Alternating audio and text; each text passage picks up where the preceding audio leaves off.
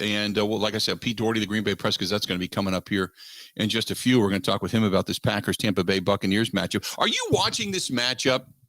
I know the question was posed to Aaron Rodgers yesterday, or what was it, on Wednesday, about the nostalgia side of things. Do you think about this being the last time you're going to face Tom Brady? And, are you looking at this game as a Packers fan, okay, or a football fan, depending on how you want to watch this?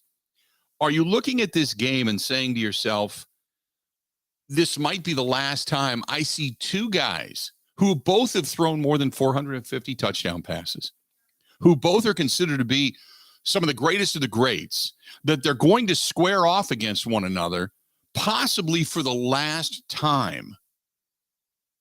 And what I think is so incredibly ironic about this game is that while we will look for big plays from both Brady and from Rodgers, this game, I believe, is going to be dictated by the defenses. Who's going to win in the trenches? Who's going to stop the run? Who's going to force the other's quarterback to be uncomfortable and maybe into mistakes? To me, that's for the game of greats. That's where I believe this game is going to go. But are you looking at this game in any fashion to say, I got to sit back and take this in because I'm going to be watching two of the greatest to ever play the game, possibly for the last time on the same field? Say hi to our buddy Joe, who's over on the Bud Light live stream going Guten Tag, watching the program in Munich, Germany. Oktoberfest over there too, by the way. Lift a Stein for me and lean into it. Hell yeah. There you go. Ben, have you thought about that, the magnitude of what we are going to be witnessing on Sunday at all? Or does it really, it's just another game, Packers need to get a win and move on?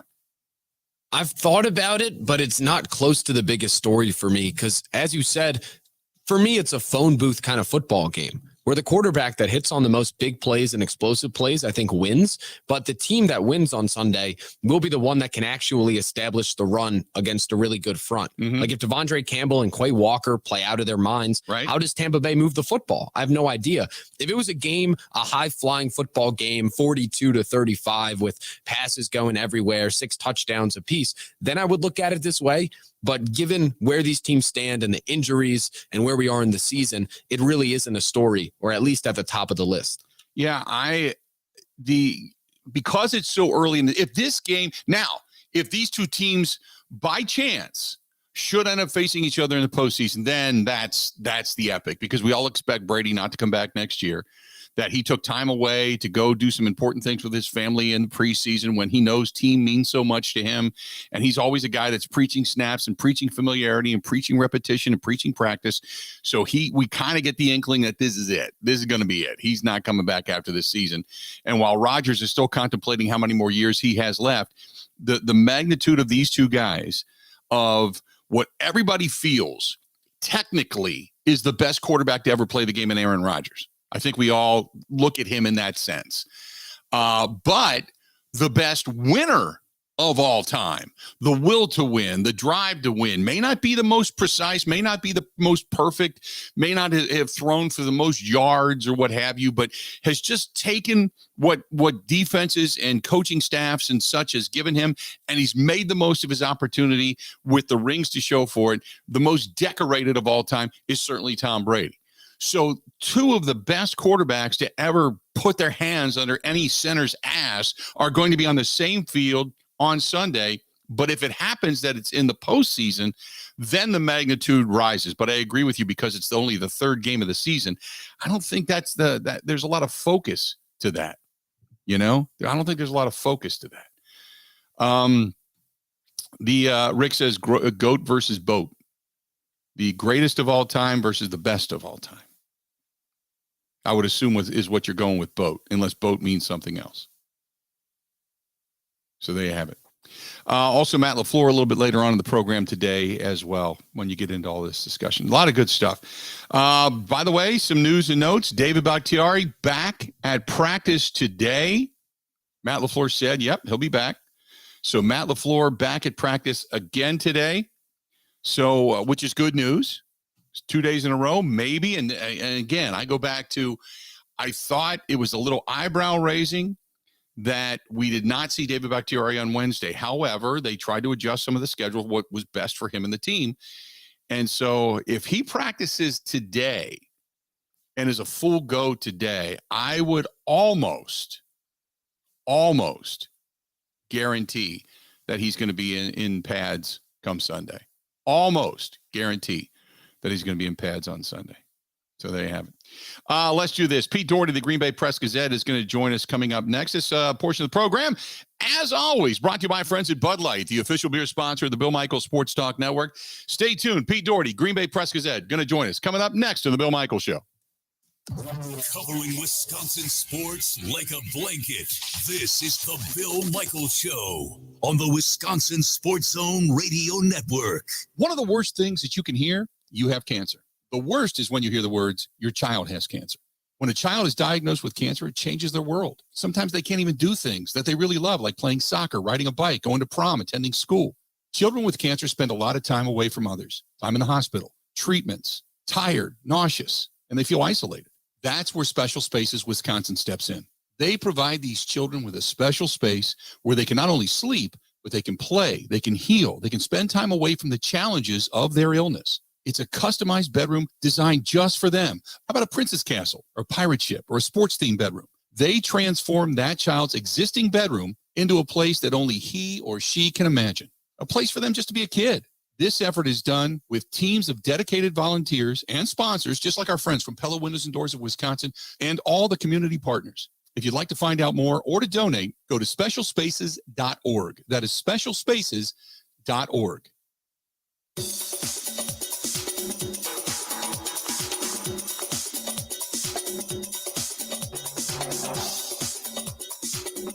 Bill Michaels will resume in 3 minutes.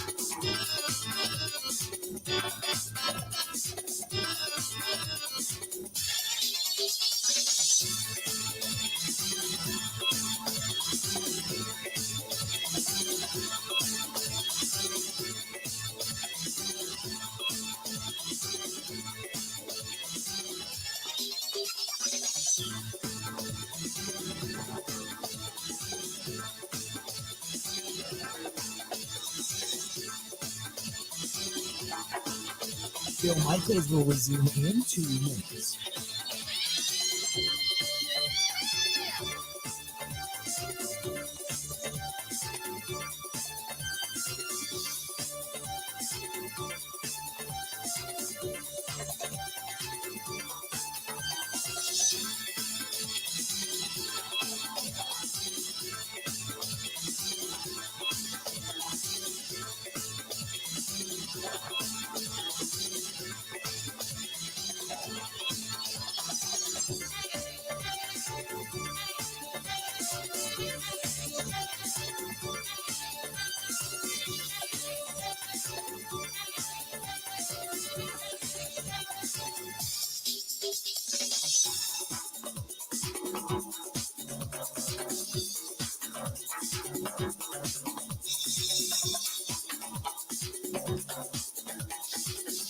Bill Michaels will resume in 1 minute.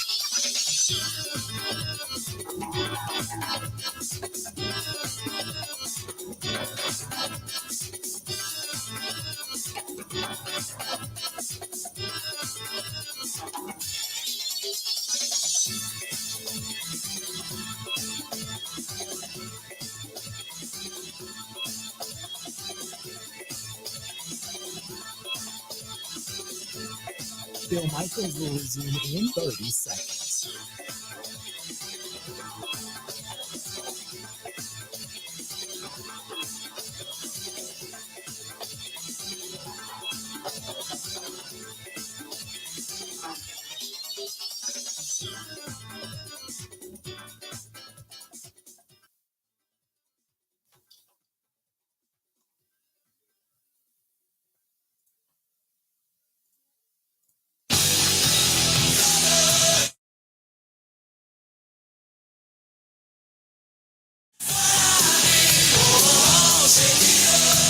years.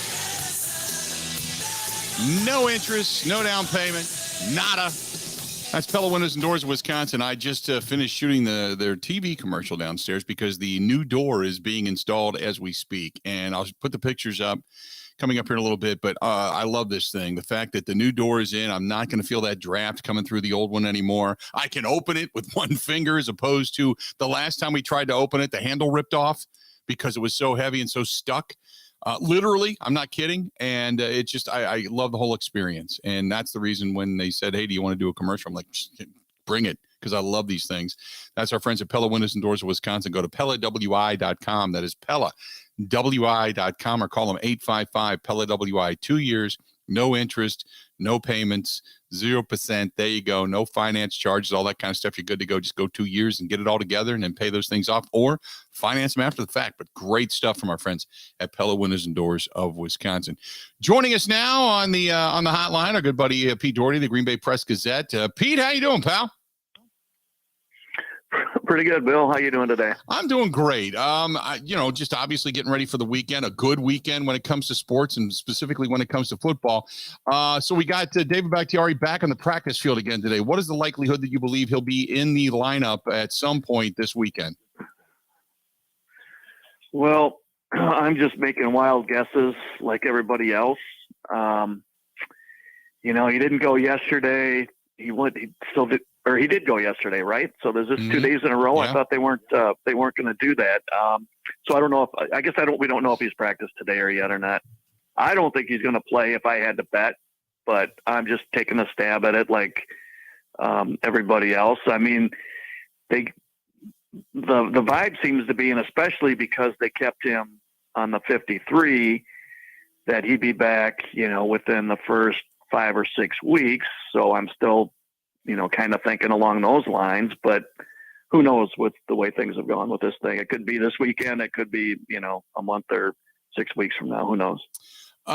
This matchup between Brady and Rodgers, as much as I mean, maybe you have a different opinion, but I think this is going to be one of the defensive trenches more so than I do between the two quarterbacks. Maybe a quarterback is going to make a play here or there that's going to give their team the advantage, but I think this is about stopping the run. It's about winning in the trenches, and it's about making the quarterback uncomfortable on both sides of the sidelines. Yeah, I'm thinking really low scoring. I mean, it's early, but I'm guessing Tampa's got the best defense in the league. I think they got the most talent on that side of the ball of anybody in the league. And I'd be really worried if I'm the Packers about being able to run the ball on these guys. Their run defense is really good. They got a lot of talent up front. Vita Vea is kind of a dominant player, and I think Devin Smith is the best inside linebacker in the league. So I know when they played these guys the last couple times, running, especially getting outside, just was going nowhere. And the Packers need to run the ball. They're a different offense this year with no Adams. So the Packers are still finding their way on offense. I think this could just be a tough game for, to come by points. And so I just ended my pick. In fact, I picked the Bucks 17-14 for what that's worth. I kind of thought that I picked it as a close game. I thought the Buccaneers would get a win. What do the Packers need to do? Is it just simply as shutting down Leonard Fournette and getting to Tom Brady? Is it that simple?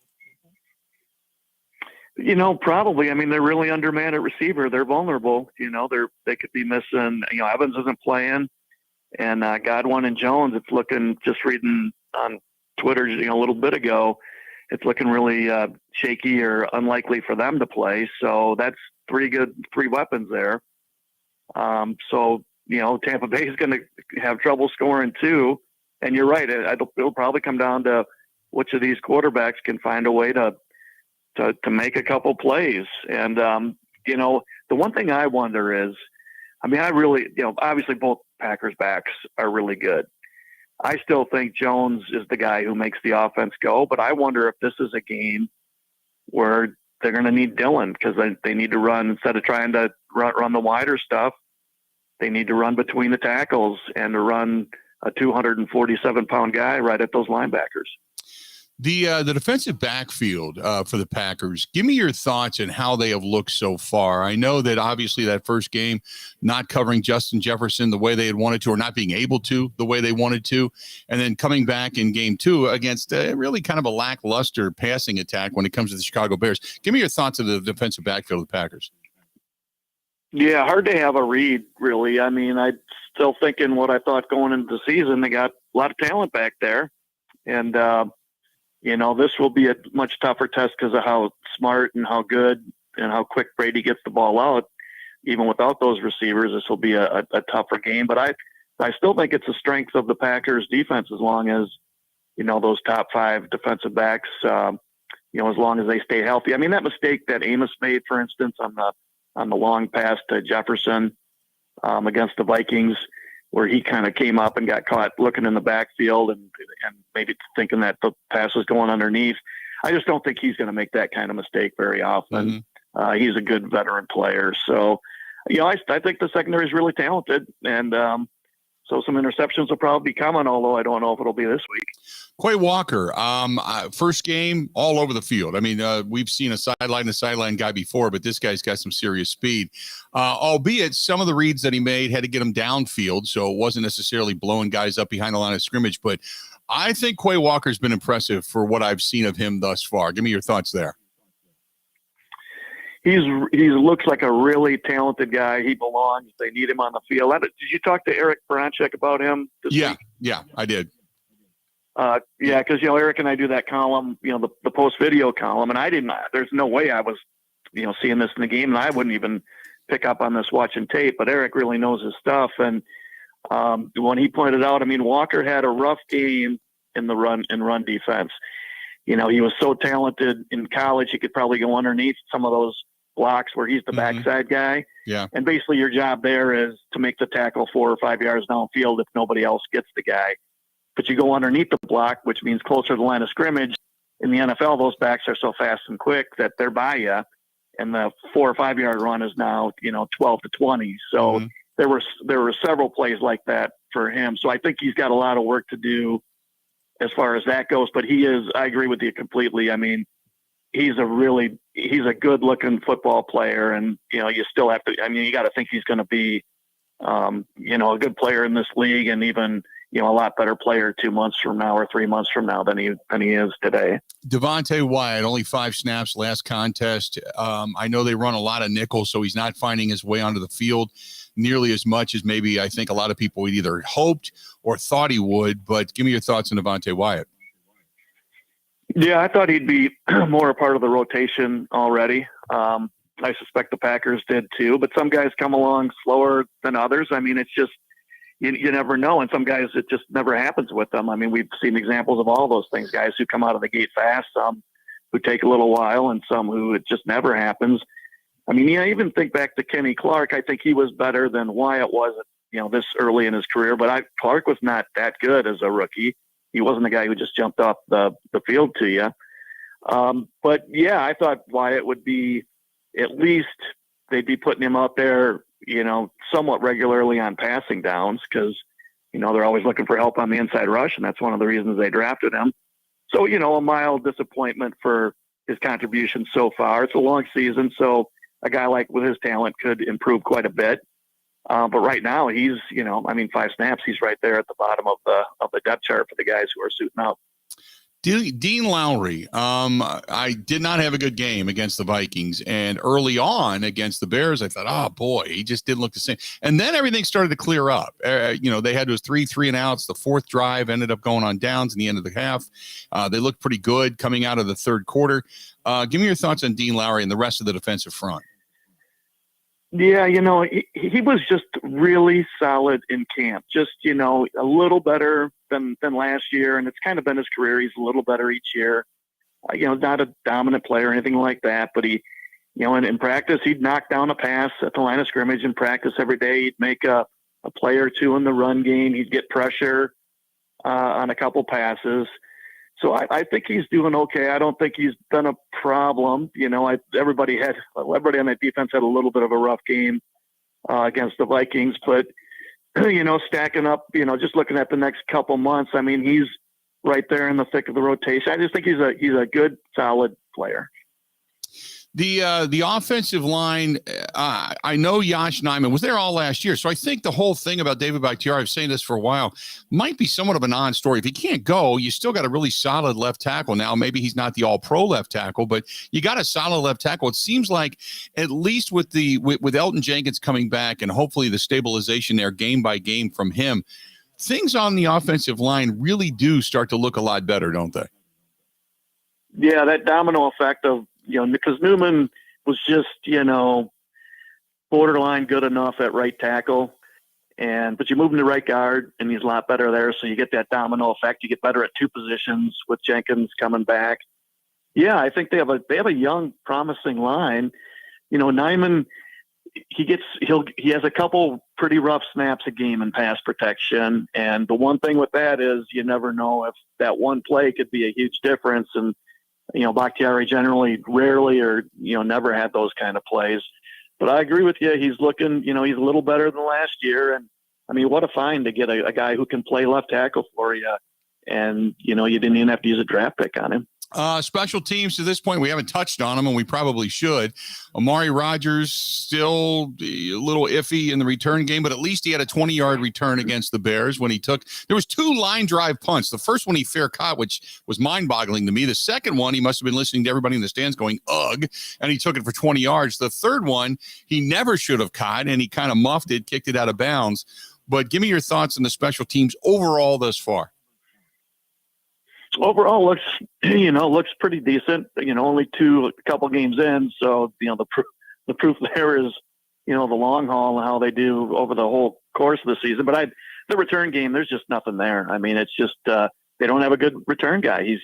He lost the weight from last year, so he's a little quicker than he was. But he's still I can't imagine any special teams coaches out there fear this guy. Mm-hmm. So their return game is just going to be average or below average, until they somehow or other acquire a guy who's more dynamic than that. Do they need to use Dubs, Torrey, Watson in the return game? Both of those guys having that little 10th of a second better speed or maybe elusiveness?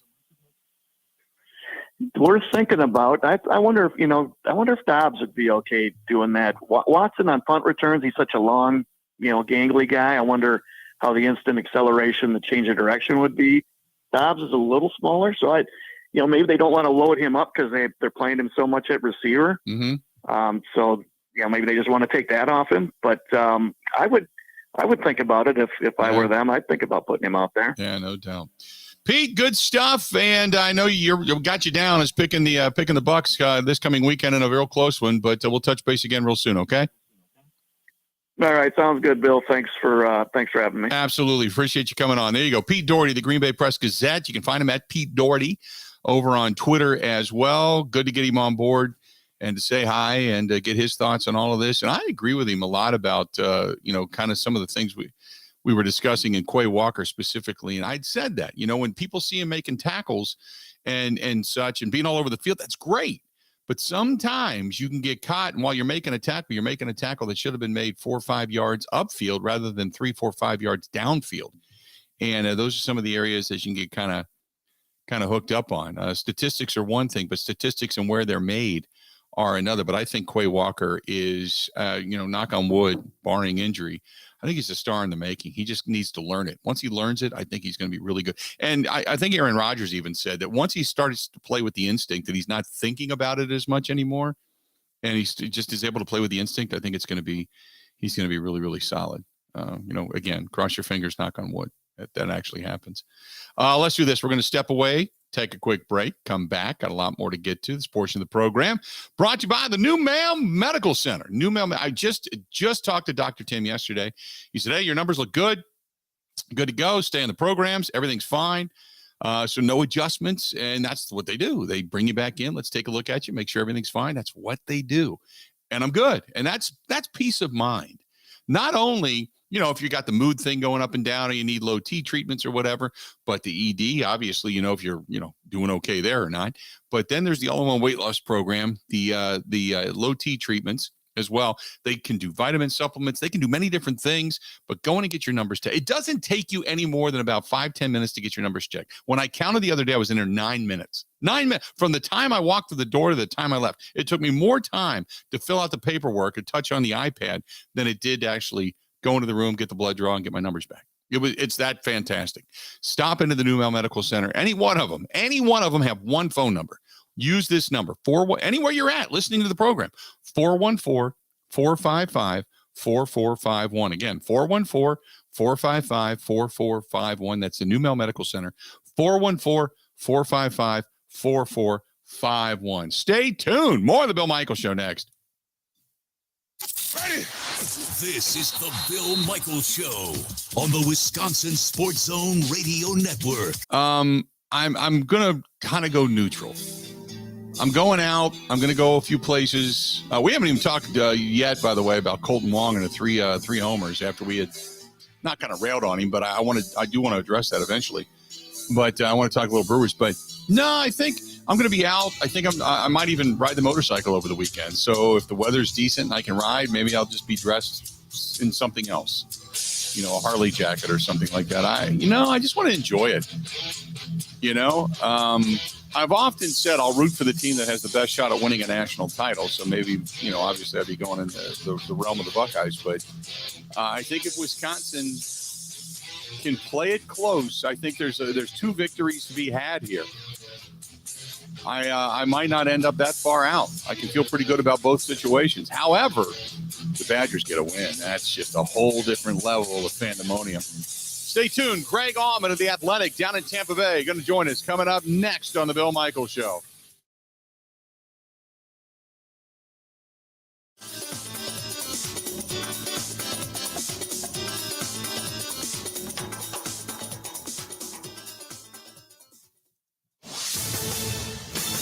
This is a Wisconsin Sports Zone update. Well, Packers tackle David Bakhtiari is practicing for a second straight day, suggesting he might be able to make his season debut Sunday against Tampa Bay. The All-Pro has played just 27 snaps since December of 2020 as he tries to return from a knee injury. If he can't go, Josh Nijman would get the start in his place again. Meanwhile, it's unclear if the Packers will have several of their wide receivers on Sunday. Al Lazard, Randall Cobb, Christian Watson, Sammy Watkins all have missed time this week with injuries.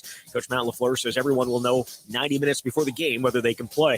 It doesn't necessarily come down to today. It's where are they at on Sunday. So certainly you'd love them to see them running around out there today, but it really ultimately isn't going to impact our decision. It's how are they feeling and where are they at on Sunday. Tampa Bay also hurting a wide receiver with Mike Evans suspended and Chris Godwin and Julio Jones dealing with injuries. Kick on Sunday is at 3:25. Turn to the Badgers. They're going to make their way to Columbus today, so they'll take on number 3 Ohio State tomorrow night. Wisconsin 19-point underdogs. Biggest underdog they've been in 26 years. Kick tomorrow is at 6:30. Want to save even more at Fleet Farm? Well, now you can with Fleet Rewards. It's free to sign up, and there's no credit card required. Using Fleet Rewards is easy. Earn points every time you shop. Plus, get exclusive member offers, birthday and anniversary perks, free tire rotations, and more. Download the Fleet Farm app or create an account at fleetfarm.com/rewards to start earning points today. Fleet Farm, proudly serving the Midwest since 1955. Well, Colton Wong hit 3 home runs as Milwaukee beat Cincinnati 5-1 last night. The second baseman accounted for all 5 runs on the night for the Crew. The win kept Milwaukee 2.5 games back of Philadelphia for the final wildcard spot in the National League. They'll face the Reds again tonight. With this Wisconsin Sports Zone Network update, I'm Zach Heilprin.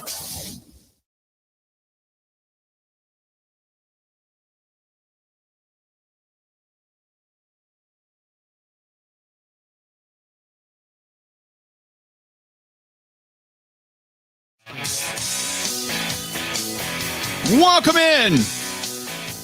Bill Michaels Show. Hour number 3. Good to have you coming up in the next hour. A lot of Mike Clemens, a lot from up in Green Bay. David Bakhtiari supposed to be back at practice. We're going to hear from Matt LaFleur coming up in a little bit. Stay tuned. Stay tuned. Here's a little bit of breaking news in case you didn't know. We're going to talk with Greg Allman of The Athletic down in Tampa Bay coming up here in just a moment. But rather than taking a gamble and hoping he can stay upright, something that he's failed to do in 5 years in the NFL, Kevin King, remember that name, is stepping away from football. He wants to prioritize his health and ensure that once he does return, he's able to remain in the lineup for the duration of the year. He's going to make his comeback in 2023 when he's 28 years old, according to Doug Kyed of Pro Football Focus. Packers took him number 33 overall. We all remember the Kevin King pick. But Kevin King stepping away from football for a year to try to get healthy again, take care of himself again. And then he'll be back. Back and better, he says. We'll see. We'll see. Let's do this. Greg Auman of The Athletic down in, by the way, Todd Bowles, the head coach of the Tampa Bay Buccaneers, said no setbacks for tackle Donovan Smith. They'll see how the elbow feels on Sunday and decide before the game whether or not he's going to play. So it looks like he's back. And speaking of back, Greg Auman, he writes for The Athletic. He is down in Tampa Bay. And also, in addition to that, he's joining us on the hotline. And Greg, good to have you. Without all the weaponry for Tom Brady, though, I guess, how's he going to move the football? How's this going to work? Yeah, I guess it remains to be seen. A lot of it will hinge kind of the next couple of days here, whether Julio Jones or Chris Godwin are able to kind of push through their injuries and play. If not, they're down their top three. So you're talking about guys like Russell Gage, Brashad Perriman, obviously Scotty Miller is a name that Packers fans know all too well. Right. Those guys have to step up and play like starters. The offensive line has been somewhat of an issue. They've had some injuries there as well, but it looks like one of the big left tackles coming back, right? Yeah, probably good news there. It's one of those where, they're without their Pro Bowl center, Ryan Jensen. They'd lost him in training camp to a knee injury and played Sunday without Donovan Smith, their left tackle. But he practiced Thursday. Had a brace on his elbow. It's his inside arm. I get the sense he'll probably try and go. Honestly, I don't think we'll know till Sunday for sure, but that is a big help. They've only given up 3 sacks in 2 games, so they've done a really good job. Tom Brady's a guy who gets rid of the ball pretty quickly and kind of makes it easy for an offensive line as well. Every time it seemed like when the Bears were going to play the Packers, Akeem Hicks was down with an injury, and darn if he's not out again. Now, as a Packers fan, you got to be happy about that. But with the loss of Akeem Hicks on the guys up front, you still have William Golston, Vita Vea. They still got strong linebacking core. Do you see any depletion in the defensive wall because of that? A little bit. I mean, this is not a game you want to be down a run stopper against. You think about Aaron Jones and A.J. Dillon as one of the better, 1-2 punches the Bucs are going to face. I think went over 200 yards on Sunday in the win there. So, no, it's not ideal. It means Vita, like you said, means Vita plays a little bit more. Will Golston plays a little more. Their top draft pick is a D lineman named Logan Hall, who probably gets a little bit more snaps as a result of that. So they're not quite as stout, but I think they still feel good about what they can do to keep that in check. What do you think of this Packers offense without Devontae Adams and the fact that they do have some nicked up guys when you start to think about Alan Lazar with an ankle, Sammy Watkins hamstring, Randall Cobb is out sick, Christian Watson hamstring. I mean, this is not the normal plethora of talent that Aaron Rodgers has around him. Right. I mean, it's funny with the injuries the Bucs are dealing with. We wondered whether Rodgers might end up having the better receiving core than Tom Brady this weekend. But I think it's one of those where you focus on what you have. It's kind of like I think of Rodgers a lot like Brady in the sense that Brady's had some years where he hasn't had good talent around him and has still managed to win. So I think it's not quite as deadly as the days when you had Jordy Nelson and when you had Devontae Adams and these types. But I do think just the fact that you're dealing with Aaron Rodgers means he can elevate the people around him, and especially his ability to kind of keep plays going. It'll be a long day for this secondary no matter what. Talking with Greg Auman, covering the Bucs since 2013 with The Athletic. You can find him on Twitter at Greg Auman. The matchup between Brady and Rodgers, I don't know if we should just relish it because this might be the last time these two teams face off against one another. Thoughts on the nostalgia side of things with these two quarterbacks going head to head? Yeah, really neat. I mean, I think the Bucs had this a couple times with Brady and Breeze going back and forth. This is 1st and 5th in NFL history in touchdown passes. So, like you said, reasonable to think it could be the last time unless they meet again in the playoffs this year, which seems very possible. It kind of feels like this is a game that could very well decide where these two teams meet when they meet again. Obviously, 2 years ago, Bucs had to go to Lambeau. And they won there, but that's kind of different circumstances with a small crowd, with COVID. It's nothing you would choose. So I think there's definitely a lot on the line.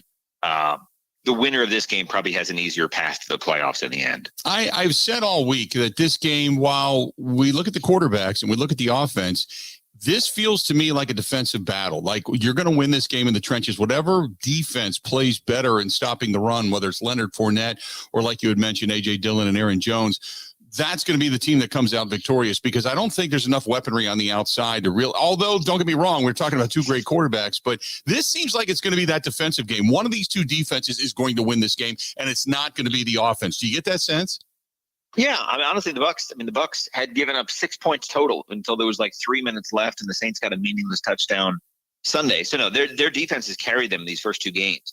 I think neither offense has really had the point that you expect from them. Tom Brady in his career, this matches a career low for him to have 2 touchdowns in his first 2 games. Aaron Rodgers is probably much in the same boat. So at some point, one of these offenses is going to snap out of their early season funk. I don't know that it's Sunday, though.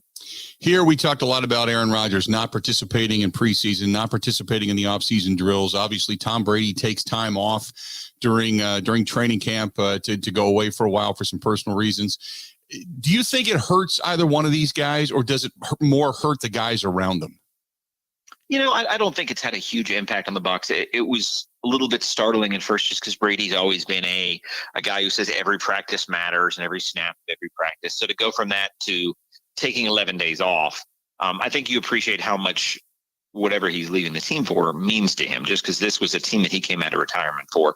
I think people were worried about Brady at first not having the same chemistry. He's got a new center he's working with, a lot of new targets in Julio Jones and Russell Gage, a couple rookies, Kyle Rudolph.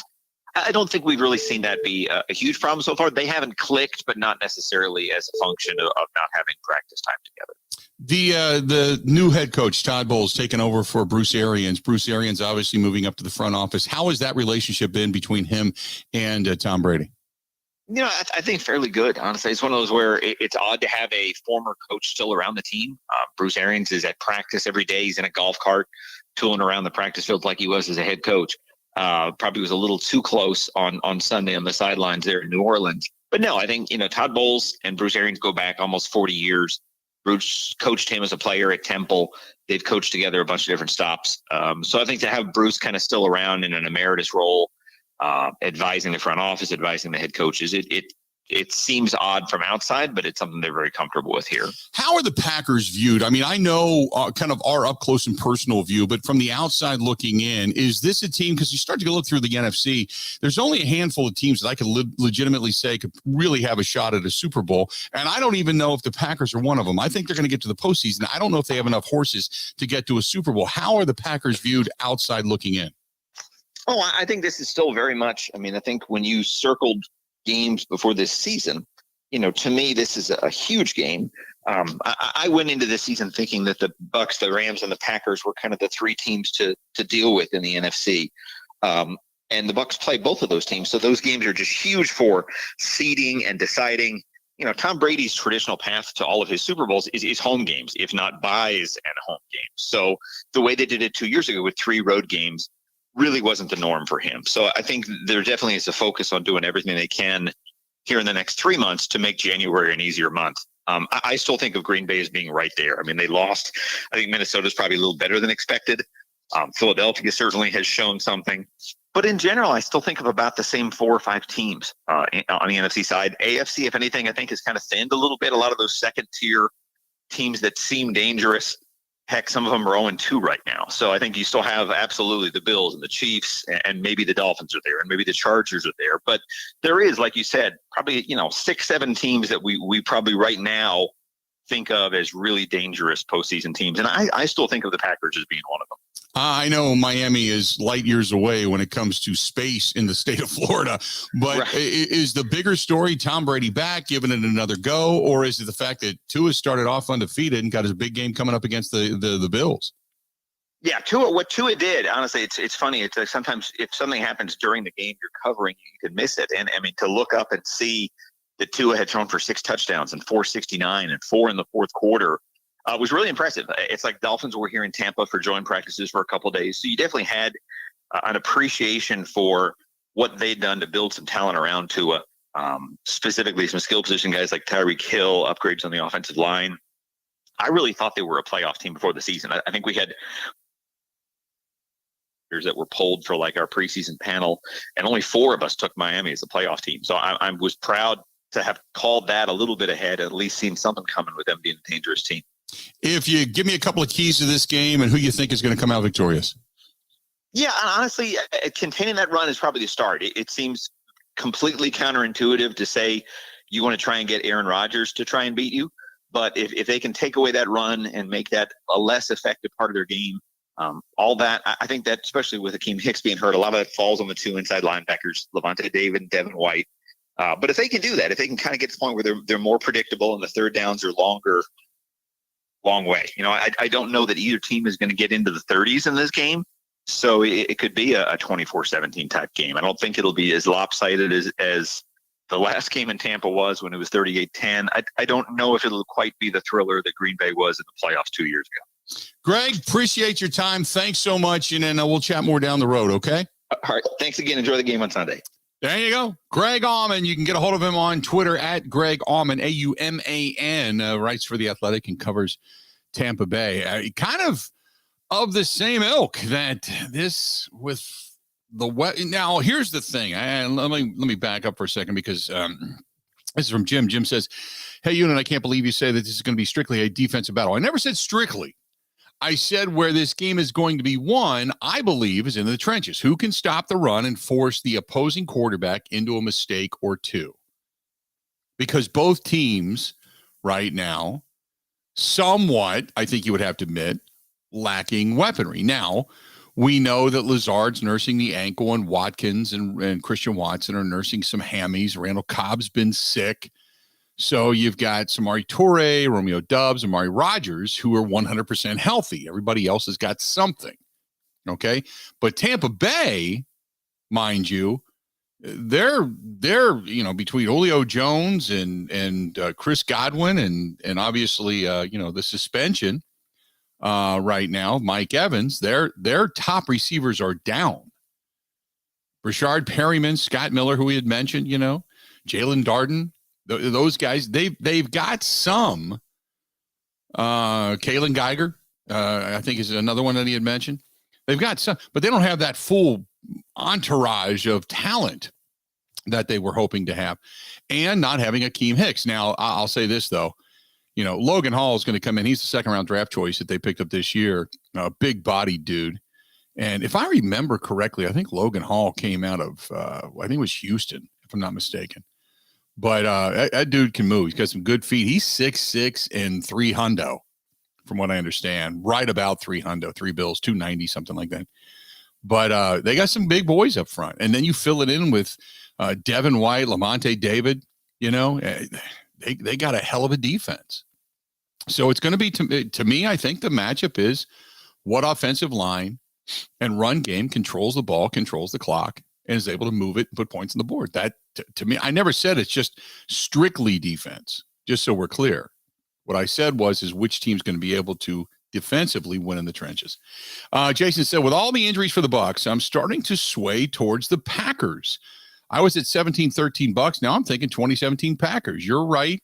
It's going to come down to which defense gets a turnover. Honestly, I'd bank on Brady turning the ball over before Rodgers. Jason, that 100% of what you said, I completely agree with. I think Rodgers doesn't turn the ball over. Now, remember the last time these two teams played, Rodgers did turn the ball over. But I don't think Rodgers turns the ball over. It's just whether or not he's throwing it away or taking sacks. And if guys can actually get open. That to me is if you want to circle it with a big red marker, that's it. Let's be honest. I think they're not going to be able to run the ball anywhere near as effectively as they did against Chicago. Although you're still going to try to get Aaron Jones and A.J. Dillon a bunch of touches. And maybe Aaron Jones out of the backfield. Throwing the ball to him will be more effective, but I think you're probably good. Between the two, okay, let's say between both of these guys, between the two, I'm going to say 29, 28 touches because they're probably going to go to the air more just because of the way that the game could possibly be dictated. So the first week, Aaron Jones got 8 touches, 5 touches, something like that. It was minimal. I think between both him and A.J. Dillon, I think they're going to be 30 touches or less, the over and under. And I'm going to say 28-29, somewhere in there. I just, because last week they were able to run it almost at will and do what they wanted against a worse Bears defense. This might force them to throw the ball a little bit more. So there you go. Prediction time. That's it. Stay tuned. Got a whole lot more of the Bill Michaels Show coming up. This portion of the program brought to you by our friends at Forgotten Fire Winery. So you're going to be out and about this weekend. You got Harvest Fair going on down at the Wisconsin State Fair Park. A lot of different things happening up. I know the Miscano Island has got some stuff going on. I know they have some things going on out in Madison as well to kind of welcome in the fall. A lot of stuff happening, street festivals and such. Sit back, relax, sip a bottle of wine if you choose to do so. If that's your beverage of choice, and maybe it's not, take it for the first time. Check out our friends at ForgottenFireWinery.com. That's ForgottenFireWinery.com. Jake, who is the master winemaker up there, Melissa and Chris, the owners, great people. If you stop into Peshtigo, you got to ask for the Bill Michaels special. Maybe you're heading up into that area. Check out some of the fall foliage. Great place to stop off, listen to some music, get a bite to eat. Check everything out, I'd say, on Saturday, and then grab a couple of bottles and go sit someplace and watch the Badger game. Or do the same thing on Sunday and watch the Packer game. Or stop into your local grocery store, liquor store, wine store. Ask for it by name. That is Forgotten Fire Winery. It is worth it. It is fun in a bottle, and they just love you to enjoy it. It's made by Wisconsinites for Wisconsinites and everybody else that just wants to enjoy a good beverage. That's our friends at Forgotten Fire Wine. More of the Bill Michaels Show next. Covering Wisconsin sports like a blanket. This is the Bill Michaels Show on the Wisconsin Sports Zone Radio Network. Gina Della from Pella here. Wayne Larrabee and his wife Julie took advantage of our wide range of beautiful wood designs that can be painted, stained, or unfinished to complement any decor. We have a lot of windows in this house. You match the craftsmanship of the woodwork around those windows to a T. That's a talented group of people doing that. We like our wood tones, and so the ability to have wood tones some places and the white windows others, it worked really well for us and allowed us to have exactly what we wanted. Pella's team of expert installers always provides service of the highest quality, starting with an in-home consultation and ending with no hassle or mess, leaving nothing but perfect results that stand the test of time. We have the best wood warranty in the industry to prove it. There's no reason to wait any longer because right now, put no money down, make no payments, and be charged 0 interest for up to 24 months at Pella Windows and Doors of Wisconsin. Get started today at PellaWI.com. Expires 9/30/2022. Certain restrictions apply. See showroom for details.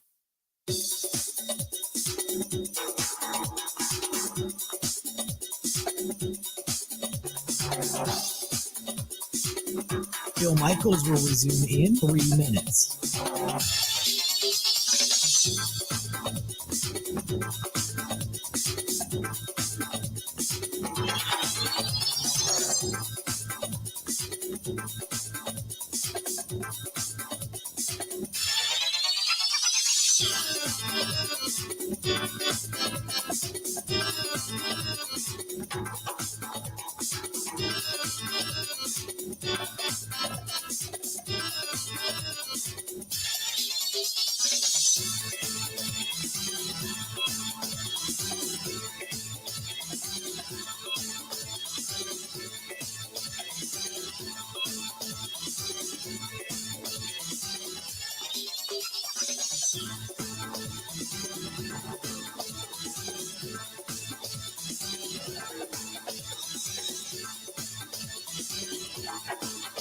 Bill Michaels will resume in 2 minutes.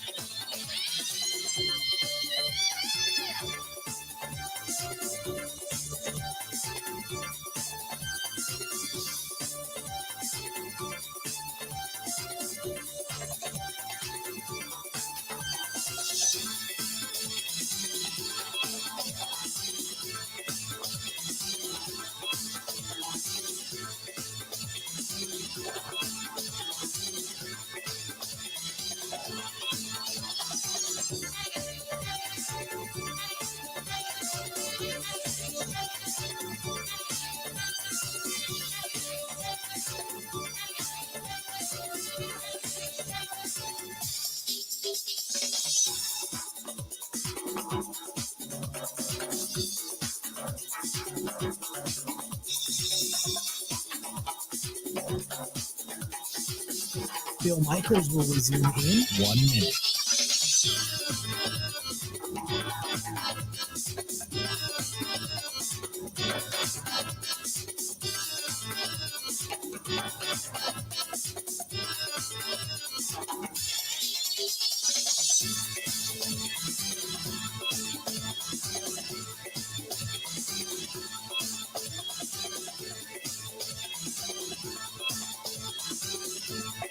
Bill Michaels will resume in 30 seconds.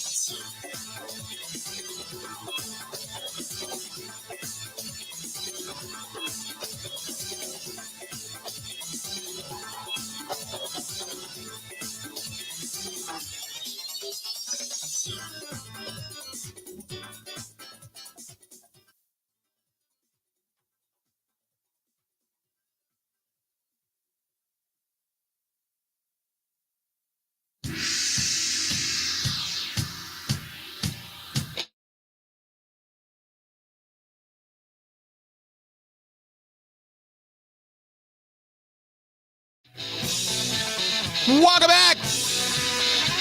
Good to have you.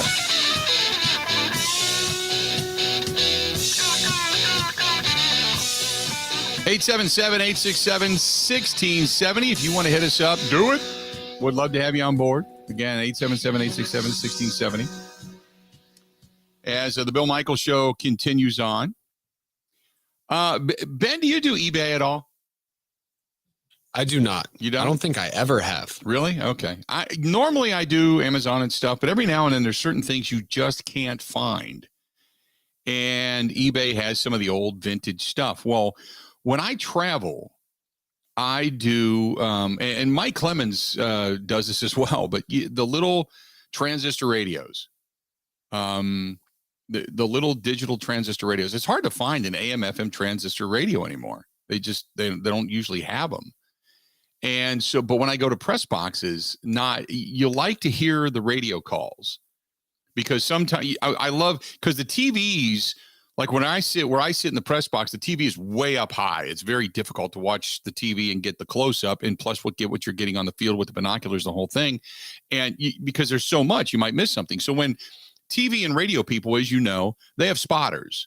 So when Wayne Larry's making the call or Matt LePay's making the call, he's like, pass downfield. Oh my God, what a catch. And you can usually recognize the receiver because you're there at practice every day.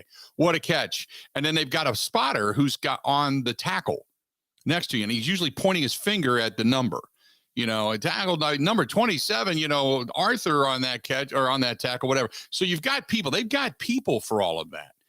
And when we're trying to tweet and put our notes together, it's just us. So I love to have a radio in my ears. So every now and then I'll like hear Larry. Larry likes to focus on the offensive line. So I pay attention to that too, because I like watching the trenches more than I do the actual action. But I'll hear something. Larry will say something like, man, did you see that block by, Royce Newman, or my God, Elton Jenkins just moved his guy out of the way. It's a note to pick. I make some notes that way because you try to take in as much information as you possibly can. Well, somewhere along the way, I had one of those old Sony Walkmans, the little sport transistor radios that used to strap to your arm from years and years gone by. I lost it. I was stunned to find out that you can find those things from anywhere from $15 to $400 online because you can't find them anymore. So when it starts at $14, it's usually on eBay, and it's the beginning of an eBay auction. So, you put in your max bid, like what would be the max that I'm going to pay for this thing? And you just set it and forget it. You let it walk away. And every now and then you get a notification, hey, you're still winning and all that kind of stuff. It's exciting. I don't know why. It's goofy, but I was on eBay and I won. I bought 3 of them. I started going around because I, wouldn't mind having a couple just in case, but I bought 3 of them. I bought one for $32.50. I bought another one for $19.20. My high bid on all of them, I put at $65. I wouldn't go over $65 for a little radio for anything. But those are like some of the only ones that work inside stadiums for whatever reason. And the next one I won, I got outbid on. It ended up going for $73.50 for these little transistor radios that used to sell for $14.99.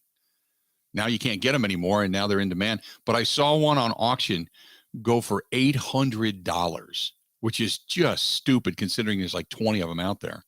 But I don't know, when it says, hey, you've won the bid, it's kind of like, oh, cool. You know, you feel like you won something, even though you got to pay for it. I digress. Did I just waste about 5 minutes here? Well, thank you. I can hear the sincerity in your voice. It makes me feel good. I just wasted 5 minutes of your life, didn't I? Waste is a strong term. I must admit, there's a television here in the studio, and the international team is just getting completely throttled. You were watching that the entire time when I was talking, weren't you? Oh, I was taking in every word with bated breath. No, you're a liar. But I appreciate it. My eyes were looking at the golf. I must admit. Oh, oh my God, that's funny. Oh my goodness. Brian says, oh my God, another transistor radio guy. Found one at the antique store in Lake Mills. They're great for listening to baseball. The only time I use them is for football in stadiums, because it used to be like the old press box actually had a jack in each individual seat that you could plug your headset into, and you could listen to the radio call. So everybody got it. You could listen to the home call. You could listen to the away call. New stadiums, they don't do that. I don't know why they don't do it. So then you got to tune it in, find out whatever local radio station is on, and you try to listen to the game that way, just so you can hear, and not to be, this old school guy. It's just informational. You're just trying to take in more and more and more information. And the radio is usually a little bit ahead of the actual television broadcast, but it's more in sync with the actual play on the field. You don't get that very often because most places now try to sync it to what is the most popular, whether it's Spectrum Cable or in that area DirecTV or in that area streaming, whatever it is. So sometimes the actual radio broadcast is a little bit behind the play, but you can go back and get extra information. So when we start talking and doing the postgame show, I can say, wait a minute, here's what was stated. Here's something to look for on that particular play. It's just more informative than anything. It's just one of the ways I kind of go about my business, I guess. 877-867-1670. If you want to find us, do it. This was from Tom. Tom says, hey, you had great pictures. By the way, the pictures from today's shoot here at the house, I posted just so you can kind of see what was going on this morning. He says, do you think that Tom Brady is still going to figure out a way to light it up against the Green Bay Packers? He has had non-receivers his entire career short of Randy Moss, and I think he's done just fine. I don't think it's going to be a downturn just because Brady loses a few weapons. He's got good weapons in Tampa Bay. He's got really good weapons in Tampa Bay. I mean, Chris Godwin, solid. Mike Evans, solid. So I think he has good weapons, but when you lose those, yeah, look, I think Tom Brady, just like Aaron Rodgers, is still going to adapt and overcome. It's just whether or not they are in sync right away. If they can break big plays, do they have that speed? Do they have that capability? Do they have plays that can set those guys up? Can they scheme them open? I mean, there's so much that goes into that, much like we talk about all the time for the Packers. Last week we saw a lot of motion. We saw a lot of stuff with Christian Watson and Romeo Doubs where those guys were in motion. They were dragging the defense. Rodgers was getting reads off of their motion. So that's what those guys were used for. They were more decoy-esque than they were receiver-esque. But it's because they can use them in different ways, and they could scheme guys open, and they had a little bit of success doing it, and more so being able to move guys in and out of the box to allow the run to be successful. So do I think, Brady is going to have a terrible game and nobody to throw? No. But it's just who has the least terrible game may win this thing before it's all said and done. But I still think it's going to come down to the dictation of the defense in the trenches. 877-867-1670. This portion of the program brought to you by our friends at Quick Trip. Top tier alternative fuels, no fee ATMs, but best of all, Quick Trip right now. If you want to go off-road, get off the grid with the Mountain Dew the Mountain Dew pull tab game from Quick Trip. You can be adventure ready and off you go. The Winnebago Rebel. They're giving one of these things away. Beautiful vehicles. And all you got to do is stop in, use your Quick Rewards card, pick up any participating Mountain Dew Energy, Bubbler, Muscle Milk, Evolve. I didn't even know Evolve was part of Mountain Dew, but Evolve is. With your Quick Rewards card, you're good to go. The adventure begins where the pavement ends. It's that simple. That's from our friends at Quick Trip. And they have all your tailgating needs and supplies as well this weekend. So check out our friends at Quick Trip. Stay tuned. More of the Bill Michaels Show next. Covering Wisconsin sports like a blanket. This is the Bill Michaels Show on the Wisconsin Sports Zone Radio Network. Wisconsin isn't snobby, snooty, or pretentious. It's Midwestern charm at its finest. And that's exactly what Forgotten Fire Winery in Peshtigo is all about. Fun in a bottle without the attitude. You can find their full wine and cider lineup in their tasting room or in liquor and grocery stores throughout the state. The winery is a great place to get away for wine and cider tastings, great live music, and private events all year long. Remember, any time is a great time for Forgotten Fire wines and ciders. Wisconsin wine made from Wisconsin people.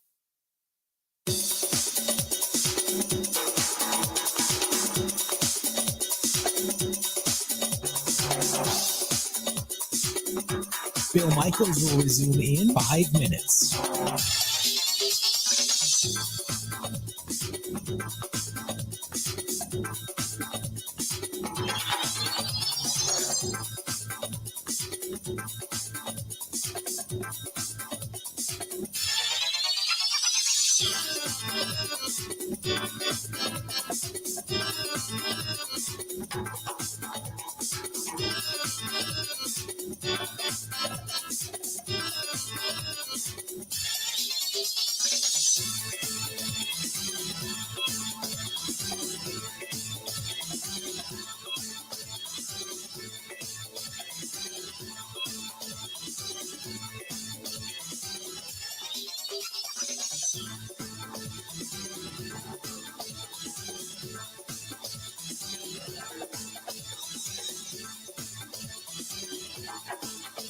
Bill Michaels will resume in 4 minutes.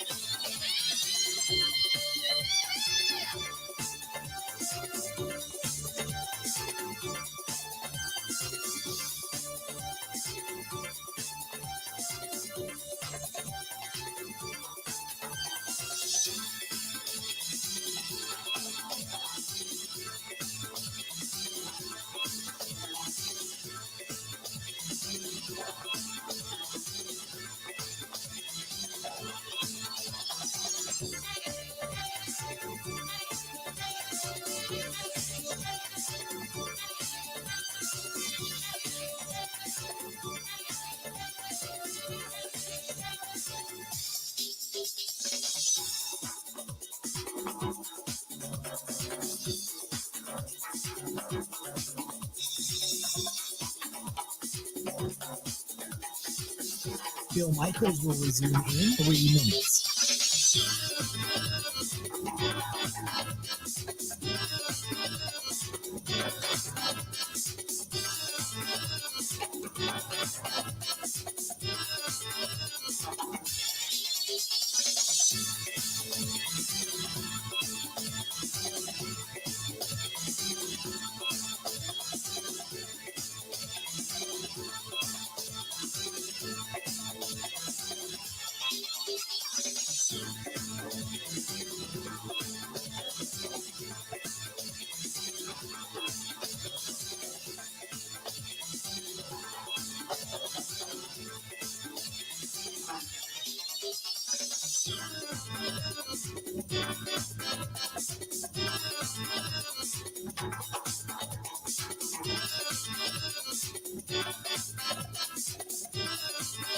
Bill Michaels will resume in 2 minutes.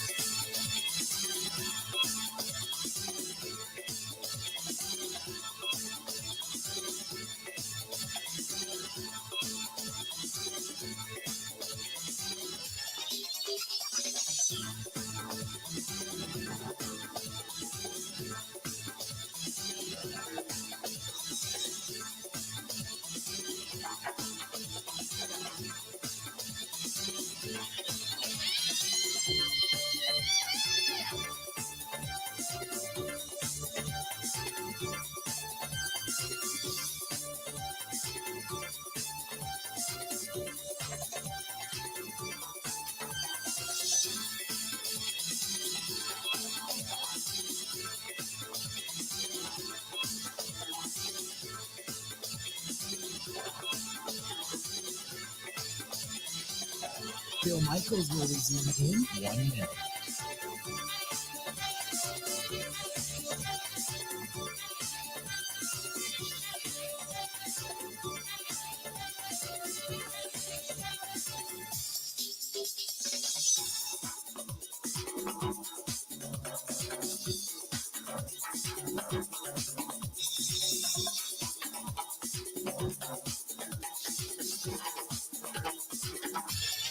Bill Michaels will resume in 30 seconds.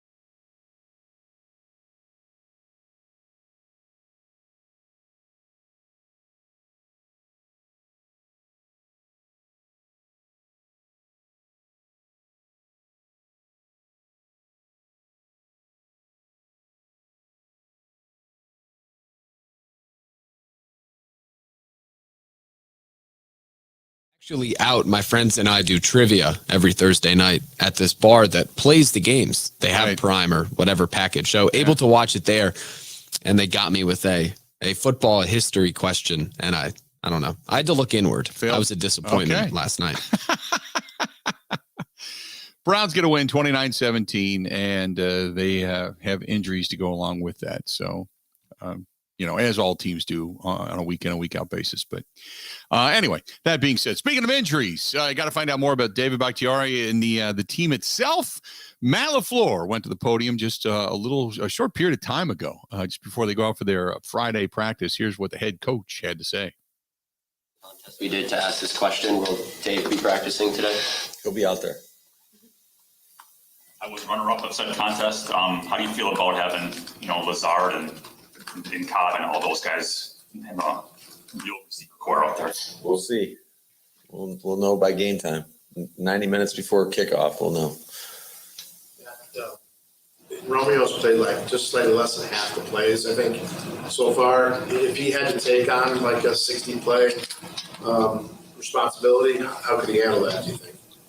Yeah, we got a lot of confidence in him. He's a guy that, you see it out at practice, his ability, he can run all day. So in terms of a conditioning standpoint, have, no reservations whatsoever. And I think he's mentally, he's always engaged, he's locked in, and certainly he's probably going to have to take more of a load this week.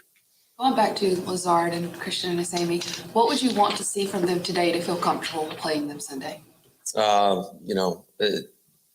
It doesn't necessarily come down to today. It's where are they at on Sunday? So certainly you'd love them to see them running around out there today, but it really ultimately isn't going to impact our decision. It's how are they feeling and where are they at on Sunday?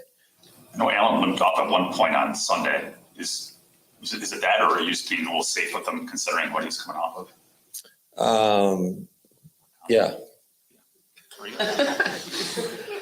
Matt, what's the biggest strength of your defense against a caliber quarterback like Brady? We all know what he's done, what his resume says, but what is the biggest strength of your defense going up against him? I think it's just that we got a veteran group that's played together, and certainly we're going to have to mix some things up potentially, and because there's nothing that Tom hasn't seen. So we're going to have to do a great job. Everybody's going to have to own their responsibility and play within themselves and within the scheme. Do you ever step into those decisions in game? You just kind of let Joe ride what he wants to do? I think we're always talking in game, but and if you feel something, then certainly, yeah, you're involved. But for the most part, you let your guys that you hired to do that job do their job. What have you thought of the way Quay and Devondre come together as that tandem? I think they're growing each, and every day. Quay's getting more and more comfortable. Certainly, he's got a lot to. He's just got a lot to experience in front of him, and there's nothing better than for going out there and playing in those games. And I think just if you look back, it seems to me that over the last two games, he's gotten better within the flow of the game. The longer the game goes, the better he's gotten. On the defensive side, have you seen enough or what you'd like as far as rallying to the football? Something you used to talk about a lot. You've mentioned it a couple times this summer in the sense of like, okay, the first guy arrives, but I want all hats flying to the ball. Yeah, I think it can be better. I think we've done a nice job. I would say that it was really strong when we started out in training camp. And I think we just got to continue to emphasize that as a staff and point it out when it's not up to the standard. And our guys understand that because last week was a great representation. If somebody misses a tackle, you need somebody else there to make that tackle. And so that minimizes the effects of a missed tackle. That's good. Thank you. All right, guys. You're good. There you go. That is Matt LaFleur, who was at the podium just a little while ago. He did say David Bakhtiari is going to be there. So that's good news. Hopefully Bach is back. We'll see what happens. But nevertheless, by the way, I want to remind you, coming up here about a half an hour from right now, Mike Clemens is going to be here from up in Green Bay. We'll round out the show with him. So stay tuned for that coming up. But good news that David Bakhtiari back in the practice field again today. This portion of the program is brought to you by our friends at Kunes, Kunes, Kunes Automotive, and also Kunes RV. Go to Kunes, Kunes, KunesRV.com. That's KunesRV.com. And you can see all that they have to offer, whether it's RVs, camper vans, travel trailers, whatever it happens to be. They've got it. They do consignments. And right now, you could be talking about winterization. You could be talking about storage, or you could be talking about some of the people that are trading in, or the late models or what have you, getting great deals on some of the trade-ins or the late models that they still have sitting on the lot. So by all means, get a hold of our friends at Kunes RV, because the RV season doesn't end until the snow starts flying. I'll tell you that. Go to Kunes, Kunes, KunesRV.com. That is KunesRV.com. More of the Bill Michaels Show next. Ready? This is the Bill Michaels Show on the Wisconsin Sports Zone Radio Network.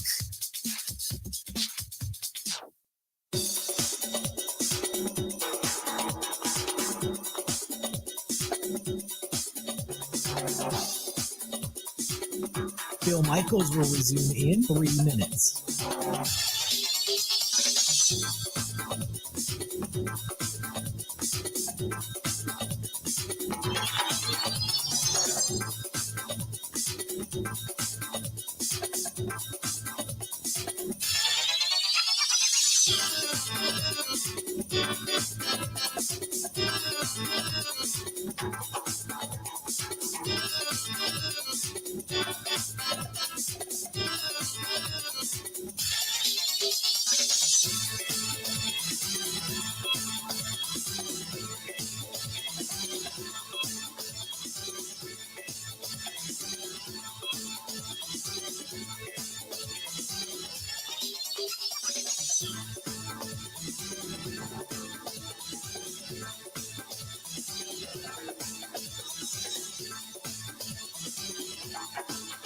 Bill Michaels will resume in 2 minutes.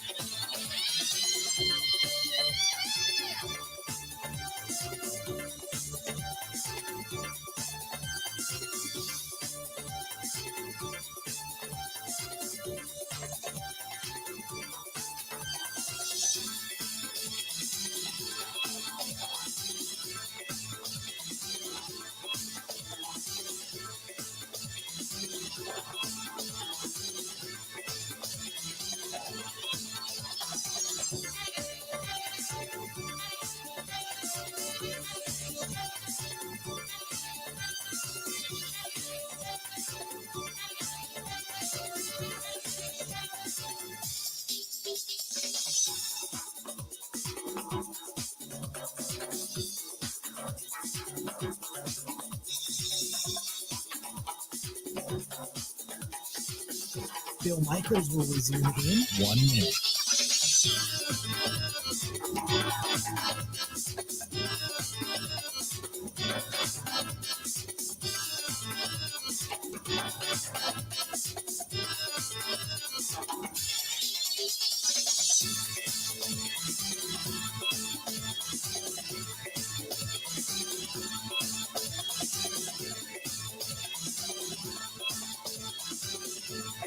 Bill Michaels will resume in 30 seconds.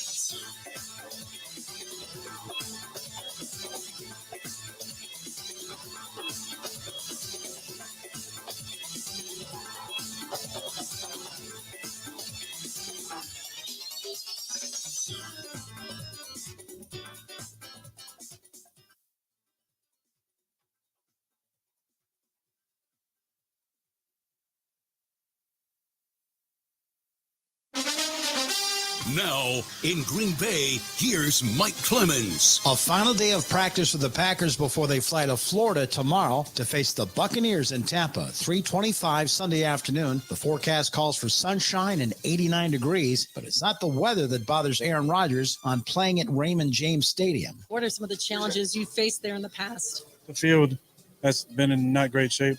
They get a lot of play on that field, and sometimes there's some seams and different side. Tom Brady has beat the Packers led by Aaron Rodgers 3 out of 4 times, but Brady talked about how good Rodgers is. He's navigated them pretty well, and he's done a great job, leads the team, and, they've won a lot of games since he's been there. I knew Brett pretty well.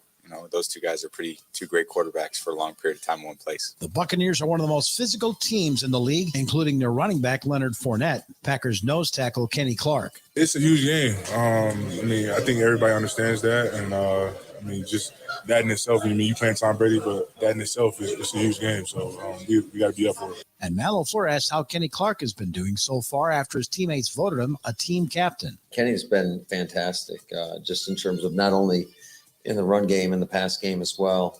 I think he's a complete player. That's Packers head coach Matt LaFleur. In Green Bay, I'm Mike Clemens on the Bill Michaels Show.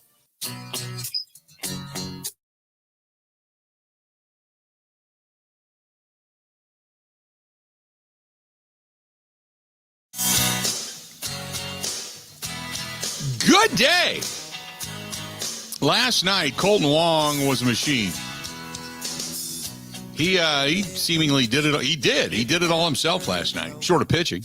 Last night, 3 dingers, drove in all the runs, 5-1. The Brewers get a win, and they knock off Cincinnati in Cincinnati, 5:40. The game time again this evening down in the Queen City. That's what you're supposed to do. Beat the bad teams. The problem is that they are still sitting today as we wake up 2.5 games behind the Phillies, or behind the wild card standings.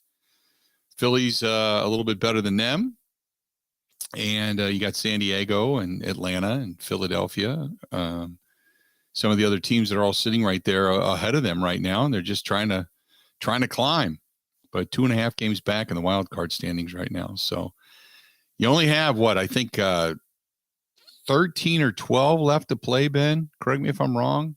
And 12 for Milwaukee, 13 for Philly. Yeah, if I'm not mistaken. 12 for Milwaukee, and 10 of those 12 are against teams that are sub 500.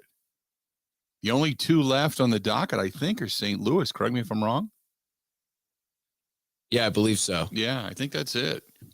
But Colton Wong went off. Now, I love it when we talk about a guy, and it may not be in the most flattering of light. And we are here approaching the end of the season. Are we not? Towards the end of the season. We've got, out of 162 games, we've got 12 remaining. 150 played. It is what it is. Your average, unless you go on a 12-game hitting streak and you're cranking the ball and you put up 12 home runs and, another, 20 RBIs, you're pretty much, this is what you are this season. So last night, as Colton Wong began to go off, we went over to Texas Roadhouse, and we were getting some dinner last night, just kind of hanging out up the street and having a beer. So I start getting texts and tweets and stuff about, well, yeah, you're talking a little bit more about Colton Wong. Look how good he is.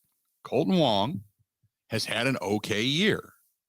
His offense has been subpar. His defense has been subpar. He's hitting .252 with a .776 OPS. He's given you 15 home runs. 46 RBI. Not terrible, but it's not Colton Wong-esque. So I love it. Like last night made up for everything. Oh, keep talking about him. Yeah, you're going to be talking out of the other side of your face. I get that all the time. It's like you can't be real with anybody if they like a guy or they like a player or they like a team. And then when they do something, they come at you with both barrels. Now, tonight, he could go 0 for 4. Are we going to hear anything about Colton Wong tonight if he goes 0 for 4, Ben? Will anybody say anything? Likely not. Nope. I didn't know people were talking about him anyway. Damn straight. And he's been bad. He hasn't been that good. But I sat there last night after the first home run, and we were watching it. We were sitting there at the bar watching it. And I'm like, oh, he got one. Good. You want what you would like to see, and this is honest. What you would like to see is guys begin to figure it out. Guys get on a little bit of a hot streak, maybe propel this team to the postseason. Who knows? But at least end on a high note. At least end and go, okay, at least I tried to figure some things out at the end. It started to work. I can maybe take that into the offseason, accentuate it, come back positive for next year. That's kind of what you're hoping for, whether Wong's here or not. We'll wait and see. But you get it. That's what you're kind of hoping for. But this thing with fans when it comes to baseball, fans are so unbelievably fickle. And it's not a game-to-game basis. It is a season-to-season basis. Because baseball, it's not like the NFL where if you have one bad game, it could possibly, ruin and derail a good portion of your season by the ability to make or not make the playoffs. Now, I get it, 1 game or 2 games like we're looking at right now in Major League Baseball can't hurt you. But it is such a long season. It's not like the average is going to go from 250 to 350 because he had 3 home runs last night. So just you wait and see when it comes to baseball, you can go on a roll. Aaron Judge, you clearly tell he's having a hell of a year. Even if he didn't hit another dinger the rest of the way, this is going to be a season to remember for Aaron Judge, without a doubt. But some people just get off the rails, man, game by game. It's like, come on, man. Come on.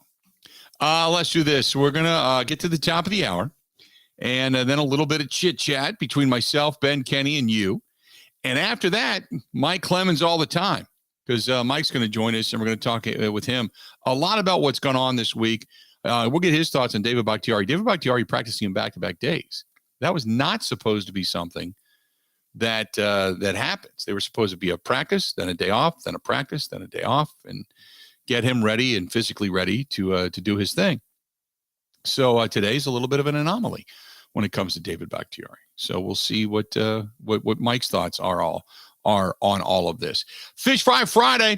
And if you're going to be heading out to Curly's Waterfront Bar and Grill right there on Pewaukee Lake, they've even got it hashtag today. Fish Fry Friday, happy hour, Go Brewers, fall weather, Lakeview, old fashions, Cajun shrimp, bang bang shrimp. All that good stuff right over there at Curly's Waterfront Pub and Grill. You can find them on Facebook. Go there and like them. But they got the Cajun Po' Boy going on right now over there as well. So much good stuff. So much good stuff at Curly's Waterfront Pub and Grill on Pewaukee Lake. Go in, watch the game today, tomorrow, or on Sunday for that matter, and tell them we said hi. Good stuff. So coming up, we're going to talk with Mike Clemens here in about 15 minutes. Stay tuned for that. Going to talk with Mike a little bit more about this ball club, this Packers team heading down south to take on Tom Brady. Get his thoughts on all of this. It's all coming up just after the top of the hour. Stay tuned. A lot more of the Bill Michaels Show. Hang in there. We'll be back right after this.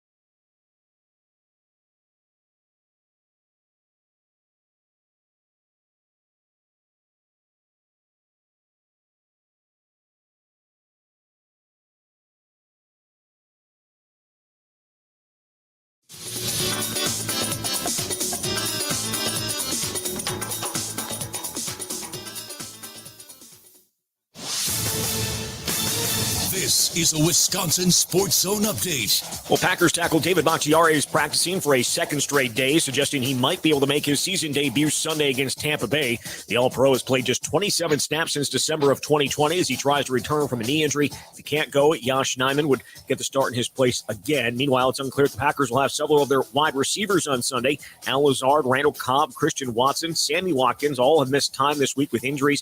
Coach Matt LaFleur says everyone will know 90 minutes before the game whether they can play. It doesn't necessarily come down to today. It's where are they at on Sunday. So certainly you'd love them to see them running around out there today, but it really ultimately isn't going to impact our decision. It's how are they feeling and where are they at on Sunday. Tampa Bay also hurting a wide receiver with Mike Evans suspended and Chris Godwin and Julio Jones dealing with injuries. Kick on Sunday is at 3:25. Turn to the Badgers. They're going to make their way to Columbus today, so they'll take on number 3 Ohio State tomorrow night. Wisconsin 19-point underdogs, biggest underdog they've been in 26 years. Kick tomorrow is at 6:30.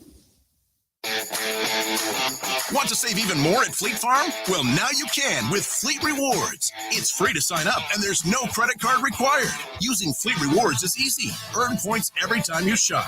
Plus, get exclusive member offers, birthday and anniversary perks, free tire rotations, and more. Download the Fleet Farm app or create an account at fleetfarm.com/rewards to start earning points today.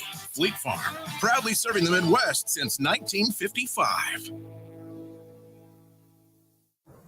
Well, Colton Wong hit 3 home runs as Milwaukee beat Cincinnati 5-1 last night. The second baseman accounted for all 5 runs on the night for the Crew. The win kept Milwaukee 2.5 games back of Philadelphia for the final wildcard spot in the National League. They'll face the Reds again tonight. With this Wisconsin Sports Zone Network update, I'm Zach Heilprin.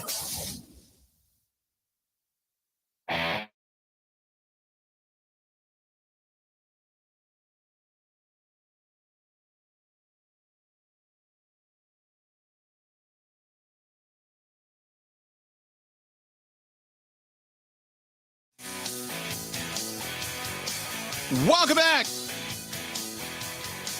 Kind of a cool Friday. Looking forward to warm up a little bit. I haven't seen the forecast for the weekend. I'm hoping no rain. A reminder again, coming up tomorrow, or excuse me, on Sunday morning, there is a motorcycle ride for veterans heading out of Sloppy Joe's in Hubertus, on Hubertus. I think it leaves at 11 a.m., if I'm not mistaken. But you can go out there early and get some breakfast and such. But the ride this year, Joe Hennis has been so kind to say it's going to be Fisher House, Wisconsin, which is going to be the beneficiary of his ride for veterans. And we're going to go out. Kristen and I are going to head out and be a little bit of a part of that for a while. But going to head over to Smoke on the Water which is where the ride actually culminates. And we are going to be there for a watch party for the Green Bay Packers and the Tampa Bay Buccaneers. And I'm sure you'll notice this because I'll be hanging out with Kristen, who is going to be wearing a Tom Brady jersey. Growing up in Rhode Island and the East Coast, she's still a Brady fan. So don't give her too much grief. But afterwards, we're going to have the Green and Gold postgame show. And even if you don't ride a motorcycle, please come over, because you can come over and just enjoy yourself, get some good food and watch the game and hang out with us for the watch party. But in addition to that, you can make a donation. It doesn't matter if it's $1, doesn't matter if it's $50, $1,000, whatever. You can make a donation to Fisher House, Wisconsin as well. So really looking forward to that this coming weekend. It should be a lot of fun. A lot of fun. Tomorrow night, I think it's Harvest Fair. What do you do? Tomorrow I'm going to be doing the games. Don't get me wrong. I'm going to be watching the Badgers and the Buckeyes. And they're going to have them on the big screens at Harvest Fair tomorrow night out of the Wisconsin State Fair Park. Ben, where are you going to watch the game tomorrow night? I'm going to be in Ann Arbor, Michigan, believe it or not, doing some scouting, watching Michigan, Maryland. Oh, that's right. That's right. I forgot about that. I will be in front of a television with a lot of Michigan fans, which means they'll be rooting for Wisconsin when they play the Buckeyes at night. Yeah, my whole family's going out. I was going to say, your brother's there, right? Correct. Okay. Yeah, I forgot he's the smart one. Yeah, that's right. I forgot that you were going there. So what is the family like when Wisconsin plays Michigan? My parents know that it means more to my mental well-being that the Badgers win.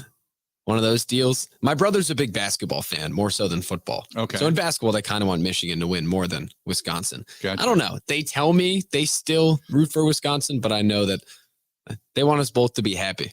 So they try to toe the line. So in other words, you root for both except for when they play each other. And then after that, just kind of sit on your hands until the day's over. Yeah. And they know if it goes poorly to text my brother and not me afterwards. There you go. Okay. Which these days, it isn't going great when those two teams play. Perfect. I would love to see Wisconsin play Michigan on Thanksgiving Day.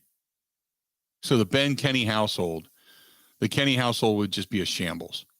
Turkey legs flying, all that kind of stuff. That's what I would be hoping for. Oh, it's happening on Valentine's Day, actually. Not that this has to do with my family much. What's that? Michigan is visiting Wisconsin in basketball. The Juwan Howard slap heard around the world revenge game. That is on Valentine's Day. Maybe that's what everybody should dress as. Have a picture of the slap, paste it in a big heart, and wear the heart. Wear the heart on Valentine's Day. No one dresses up for Valentine's Day. Do you? No, I don't normally but you can. Why not? Seems weird. I have put it this way. I have seen people on Valentine's Day dress in the giant heart costume. You could do that, right? I think those people are weird. I would agree with you. I'm not a big fan of dressing up to begin with. I do it because Kristen likes to do it. So when it comes to Halloween, I don't mind it. Just in general, no, not going to happen. Not on Valentine's Day. You got to be doing something pretty goofy, pretty special to be dressing up on Valentine's Day in a giant heart. You know what I'm talking about, right? That big candy-looking heart thing that, it's silky and you slide it over your head and it's got little 2 armholes and a face hole. You know what I'm talking about? Yes, I've seen it. Yes. This show has taken I'm like swirling the bowl on a couple of segments of this show today when it comes to holding the interest of Ben Kenny. Because you asked me about my family. Yeah, I know. I should never. That's the issue. I should never do that. Oh, good God. Also, to direct us into a better light, you mentioned Herm Edwards at the beginning of the show. Yes. The staffers maybe leaking information to help them lose. Right. Herm Edwards famously took a picture with Paul Christ in front of some Las Vegas showgirls. Yeah, I remember that. I think we need to review. And I saw that. I remember when those two teams played out in Vegas, and the showgirls were there. The trophy was there. Both helmets were there. I do remember that picture vividly. I don't know if that particular day staffers were mad at Herm Edwards. I thought Herm Edwards coming out of the broadcast side, going to be the head coach at Arizona State was a little off to begin with. Just, it didn't feel right. You know what I mean? And then you start to hear a couple of things that, well, maybe this isn't the greatest of situations. And there was mediocre success at best. And you thought, they're going to give him a little time. And then you start to hear things about how much they don't like this guy. There was a coach, successful coach in the state of Wisconsin. And I'll never forget, I thought I was waiting to talk to this person in their office. And I was talking, some of the staffers were there, and this person was not there yet, had not arrived for the interview yet. And staffers are coming in and out, and you've got other people. And I said, hey, boy, the program seems to be really on the right track. And they all looked at me like with that one eye. And you're like, did I say something wrong? And you feel bad. You're like, what, did I miss something? And they're like, yeah, if you really knew what went on behind the scenes. And there were some people that genuinely, regardless of the success, could not wait for the tenure to end because just of all the crap show behind the scenes that people had to put up with, because of all the ego and to try to babysit this particular person. And I get the sense that was what was going on behind the scenes out at Arizona State. What was weird about him is the concept behind hiring him is he said he would come in and be the best scouter of talent. Right. Like his eye for football was better than anybody else. His in-game coaching sucked. Like they were horrendous in every big time spot, like a Scott Frost team. But he said he would be the best scouter. These days with recruiting services and all of the staffers you have out there, being a great scouter doesn't really matter as a head coach. And it's impossible to win that way. And then they cheated and it all unraveled. Yeah. Then it all came crashing down around them. So, nope, I get it. I understand it, but I just never thought Herm Edwards was going to be, I thought he was more rah-rah than he was substance. As much as I like Herman, there was a lot of times he was right about things that he had said behind the Sports Center desk. That doesn't, to me anyway, that doesn't necessarily translate to wins on the field. And I mean, you saw how Matt Millen was. Matt Millen was the same guy. He was a former player, played extremely well, went into the broadcast booth, had an opinion about everything, thought, and when you have hindsight, you're always right, at least for the most part, has this opinion. And then the Detroit Lions hired him to be their general manager. And I thought, what are you doing? Sure enough, that thing came crashing down around them. The Lions were the Lions for a long period of time. And it took them a long time to really overcome that. So, yeah, Herm Edwards, I don't think was ever really. Now, here's the question. Doesn't Herm Edwards have like Brian Billick and Marv Lewis and all that on his staff? Kind of. I think as very low level, just there to help. I don't think they were employed at a high level in the program, if that makes sense. Yeah. I'm like, how do you fail miserably with so much knowledge around you? When you have all of that knowledge, all of that to reference upon, how do you fail that miserably to the point where not only are you losing games, but people they're leaking information because they want you gone. That's how badly they want you to leave. It's kind of like, the guy that has a crappy car and wants it to get stolen so he can get the insurance and buy a new one. And he keeps leaving the keys in it and nobody takes it. That's how bad they wanted you gone. They're leaving the keys in the car, man, going, somebody take this pile of crap and get it out of here. We can't take it anymore. That's how bad they wanted him out. So now the question is, which school, Nebraska or Arizona State, does Cliff Kingsbury go to coach when he's fired this year? Ooh, here's the next question. Does Urban Meyer coach Nebraska? It's been discussed. I think there is no chance in the world. I don't think so. I think Urban Meyer needs to not coach anymore. Don't get me wrong. He is a tremendous college coach, but we all know now why. It's not because he's a great X's and O's type of mind. It's because he's a great delegator. He's a great schmoozer. He can go rub elbows with boosters and get money to the program, and of which then he gets, because of his name and the fact that he's won a national title, he gets, into living rooms with these young kids and parents and such. And Nebraska's got money, certainly, and Urban Meyer would certainly dump a ton more money back into that program as far as the NIL goes. So it would make sense. So when we were talking yesterday, you look at a guy like Lance Leipold, who was at UW-Whitewater, goes to Buffalo, has success, goes to Kansas. He's now sitting at 4-0, which, by the way, he got back to me yesterday. So we're going to try to get Coach on the show here in the next couple of weeks. He got back to me yesterday. I was pretty impressed with that. But then, now he's off doing his thing.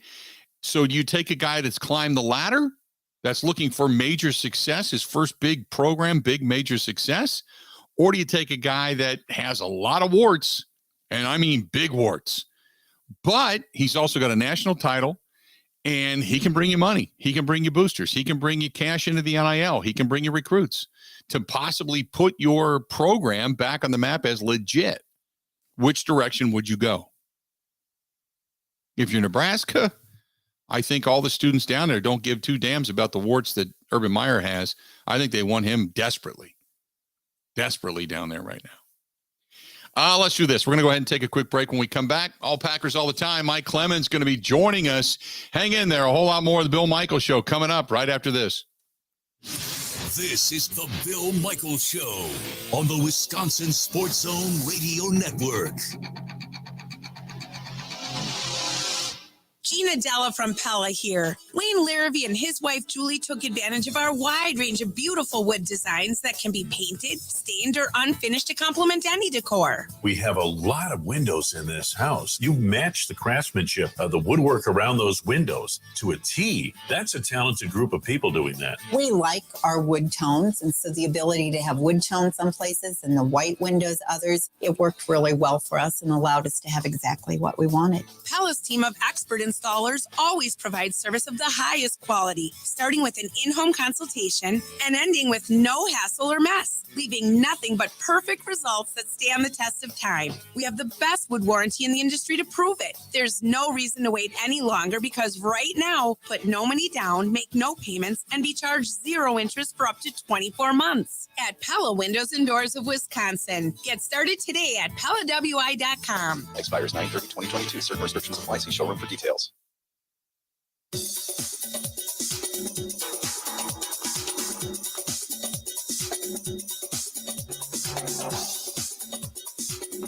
Bill Michaels will resume in 3 minutes.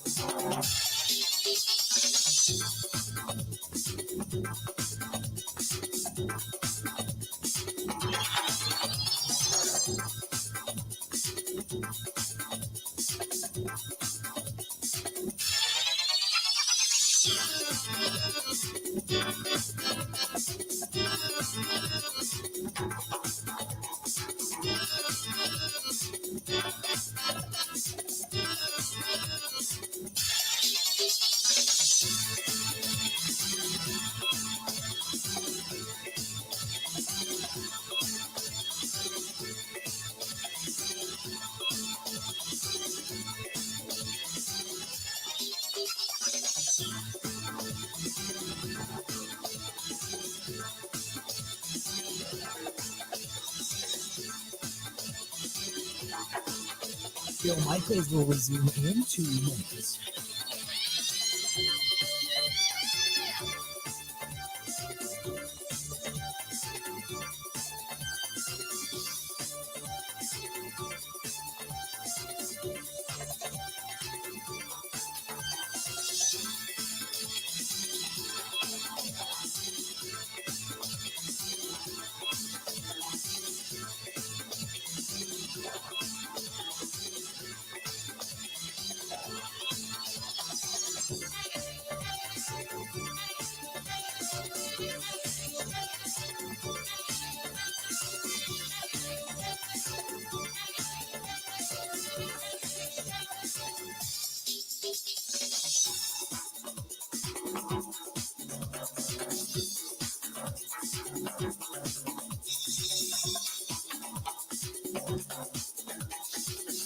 Bill Michaels will resume in 1 minute.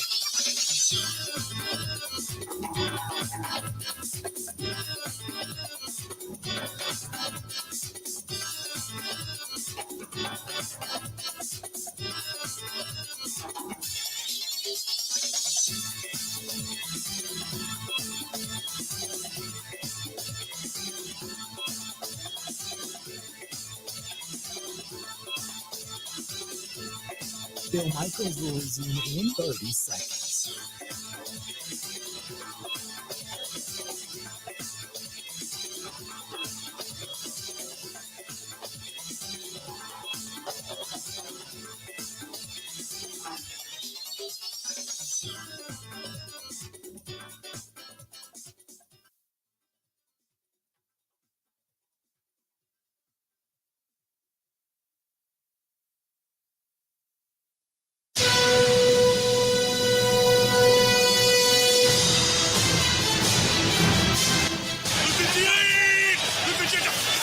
Rodgers, deep shot, downfield. Sammy Watkins having a night. Watkins out of bounds inside the 35-yard line. Great play call by coaches, and I just freaking ran fast, and that was really simple, the easy part. But great play call. The defense was coming in the box. They think we run the ball, and we freaking literally on the 5-yard line, I think. And it was a gutsy play call by the coaches, and literally I just ran my route as fast as I can, and Aaron laid it out there, and I just went up under it, ran up under it. Welcome back. Good to have you. Sammy Watkins, the 55-yard reception in the fourth quarter against the Bears. There you go. Glad to have you back to the program. This portion brought to you by our friends at Stenny's, second in National in Walker's Point. And man, oh man, what is the best sports bar?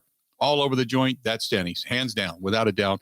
Catch some of the shuttles to all the games, whether it's going to the Packers game or whether it's going to the Brewers games, Bucks games, you name it, they go.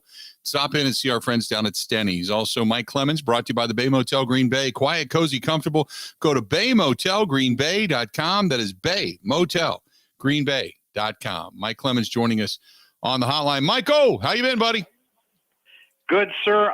You and I discussed this topic on Wednesday night's huddle, but I just wanted to repeat it because I think it's critical to winning against a tough veteran team, actually the oldest roster in the NFL right now, the Tampa Bay Buccaneers at your Raymond James Stadium at 3:25 on Sunday. So the point is this. When you look back now, going over 3 years, entering the fourth season of LaFleur and Rodgers, these guys have screwed up some things in the red zone that I don't even remember McCarthy having that much trouble with. Think about the loss to the 49ers, and the biggest play you had was Aaron Jones for 75 yards.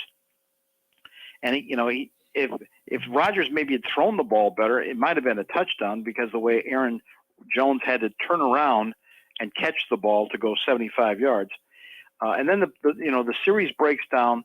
Then Mason Crosby comes in for a field goal, and it gets blocked. Just such a gut punch.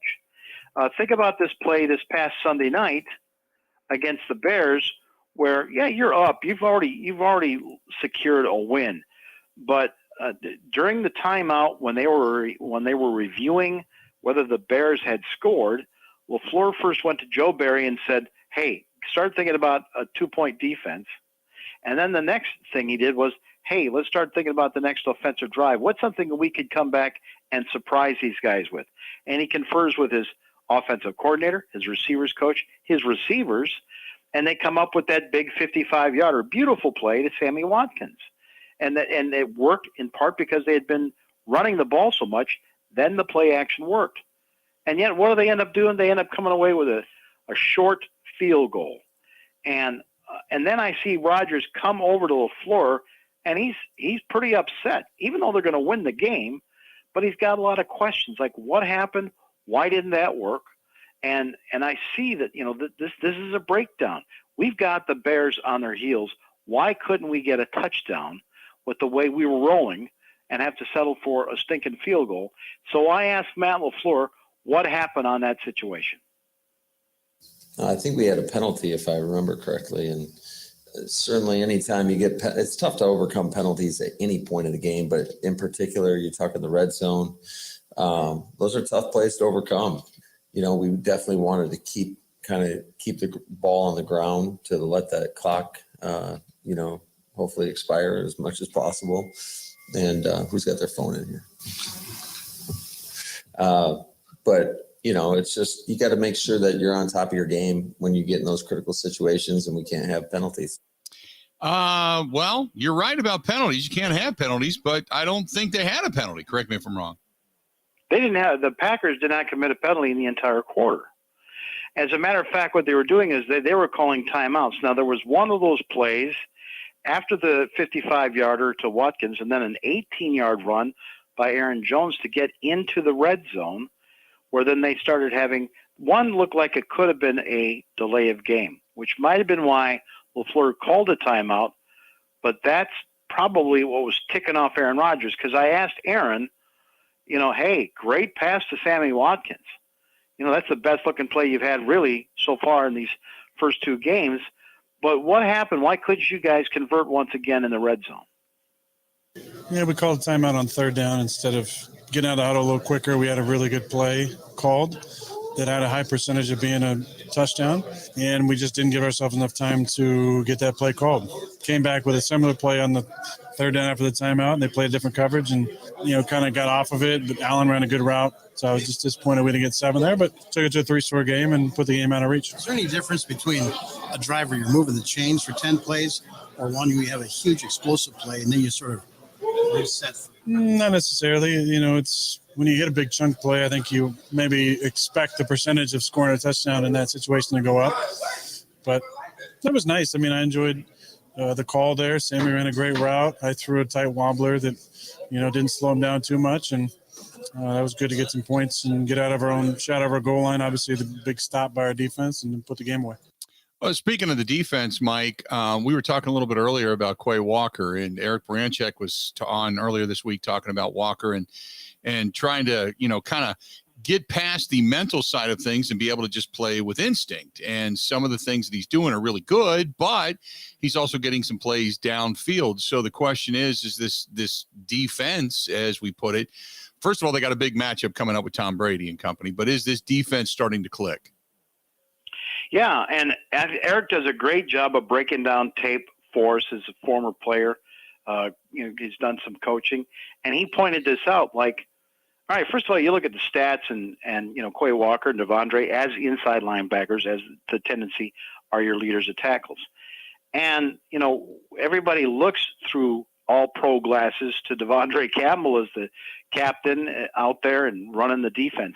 But when you really start breaking down when you start trying to figure out how did you have the Bears at 2nd and 20, and instead they turn around and David Montgomery's got a 28-yard run. What happened there? And, it's football, doesn't have to be perfect, but you can't accept the argument, well, it's garbage time, because this is the way you're going to lose a tight ball game if you're up by 4 or even worse, down by 4. So when you start looking at this tape, and Eric pointed this out, if they're running a play over to Devondre Campbell's side, to the defense's right, number 7, Quay, the rookie, you see him, okay, I'll start pursuing that runner. He goes into the middle of the trash. He goes into the middle of the offensive line, gets caught up in the revolving door there, and he's not going to be of any help. He's got to circle out. He's got to swing out away from that traffic, use that speed, and meet the running back on the outside in order to make the play. And the other thing, too, is that, they said we've got to get this defense swarming to the football. So LaFleur was asked about that. As a matter of fact, this morning, is the defense swarming to the football, and are Campbell and Walker, the rookie, is their run defense on the same page right now? I think they're growing each, and every day. Quay's getting more and more comfortable. Certainly he's got a lot he's just got a lot to experience in front of him. And there's nothing better than for going out there and playing in those games. And if you look back, it seems to me that over the last 2 games, he's gotten better within the flow of the game. The longer the game goes, the better he's gotten. On the defensive side, have you seen enough what you'd like as far as rallying to the football?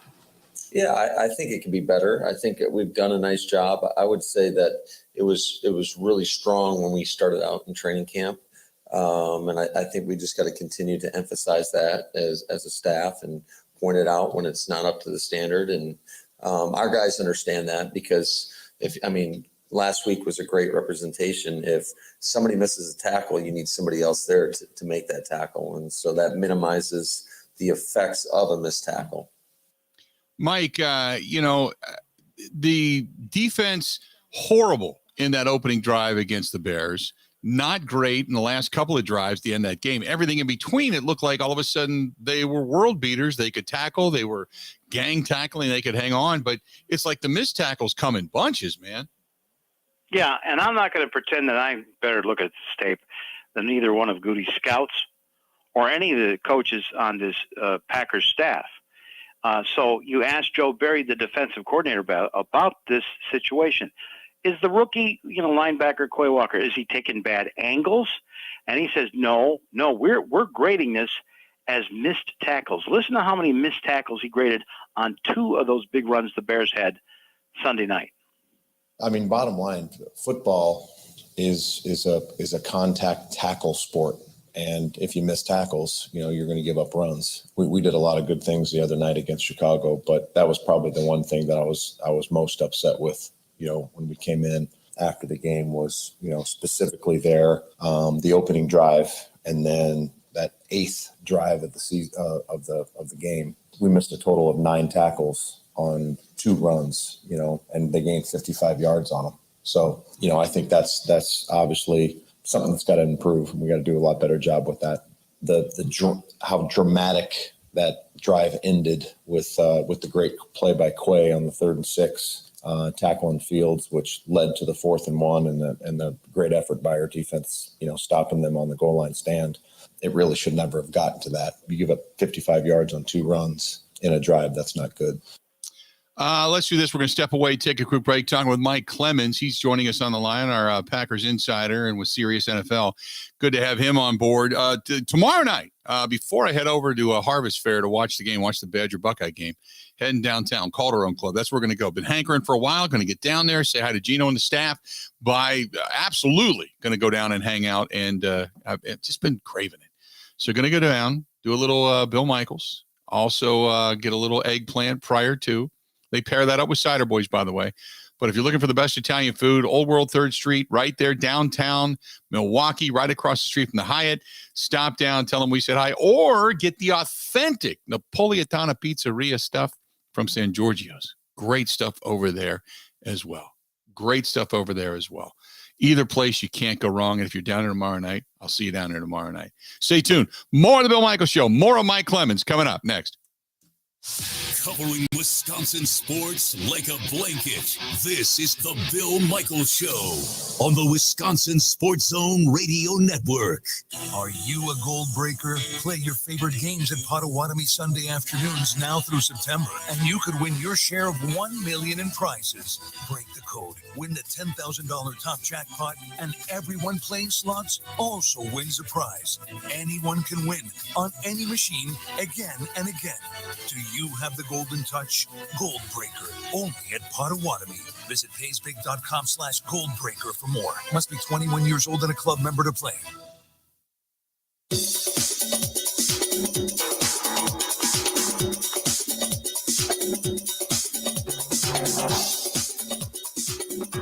Bill Michaels will resume in 5 minutes.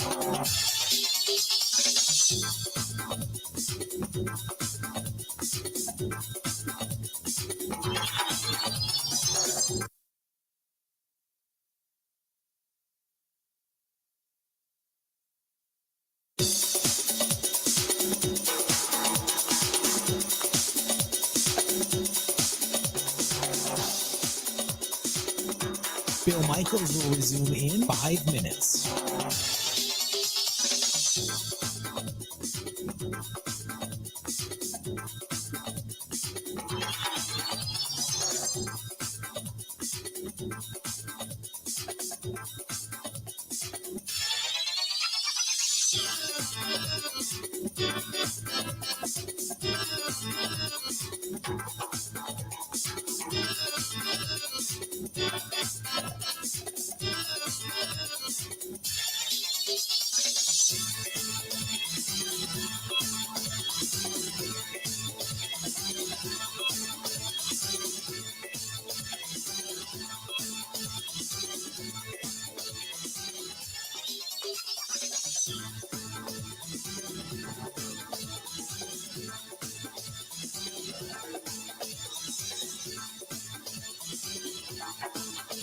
Bill Michaels will resume in 4 minutes.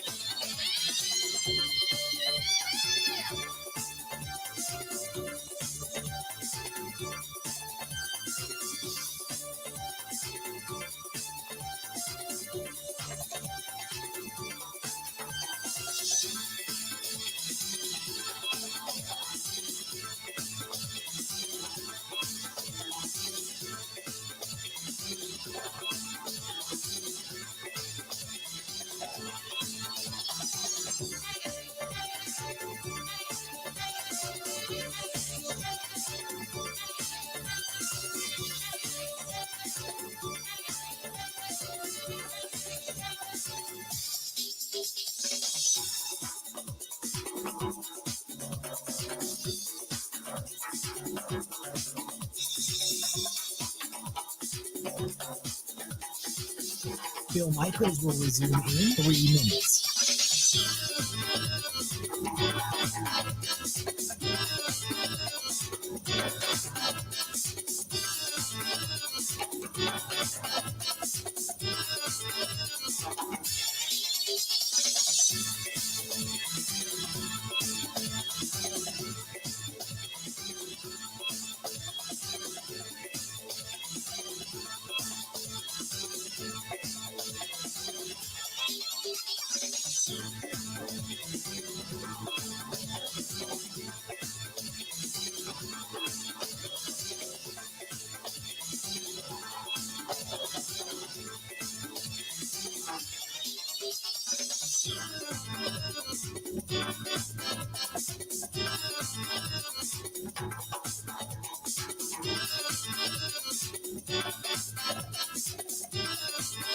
Bill Michaels will resume in 2 minutes.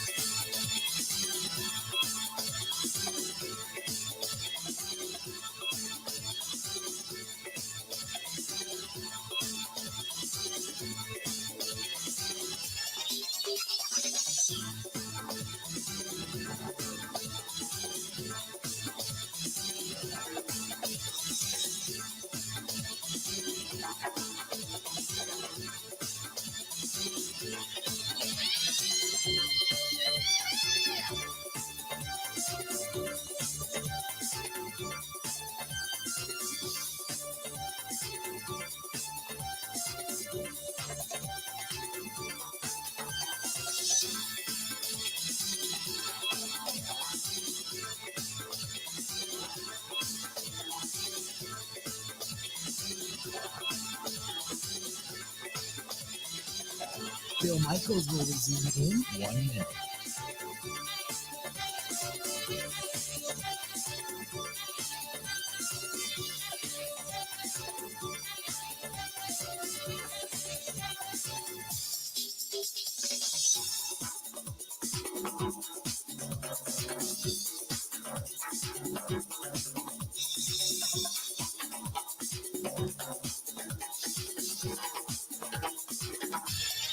Bill Michaels will resume in 30 seconds.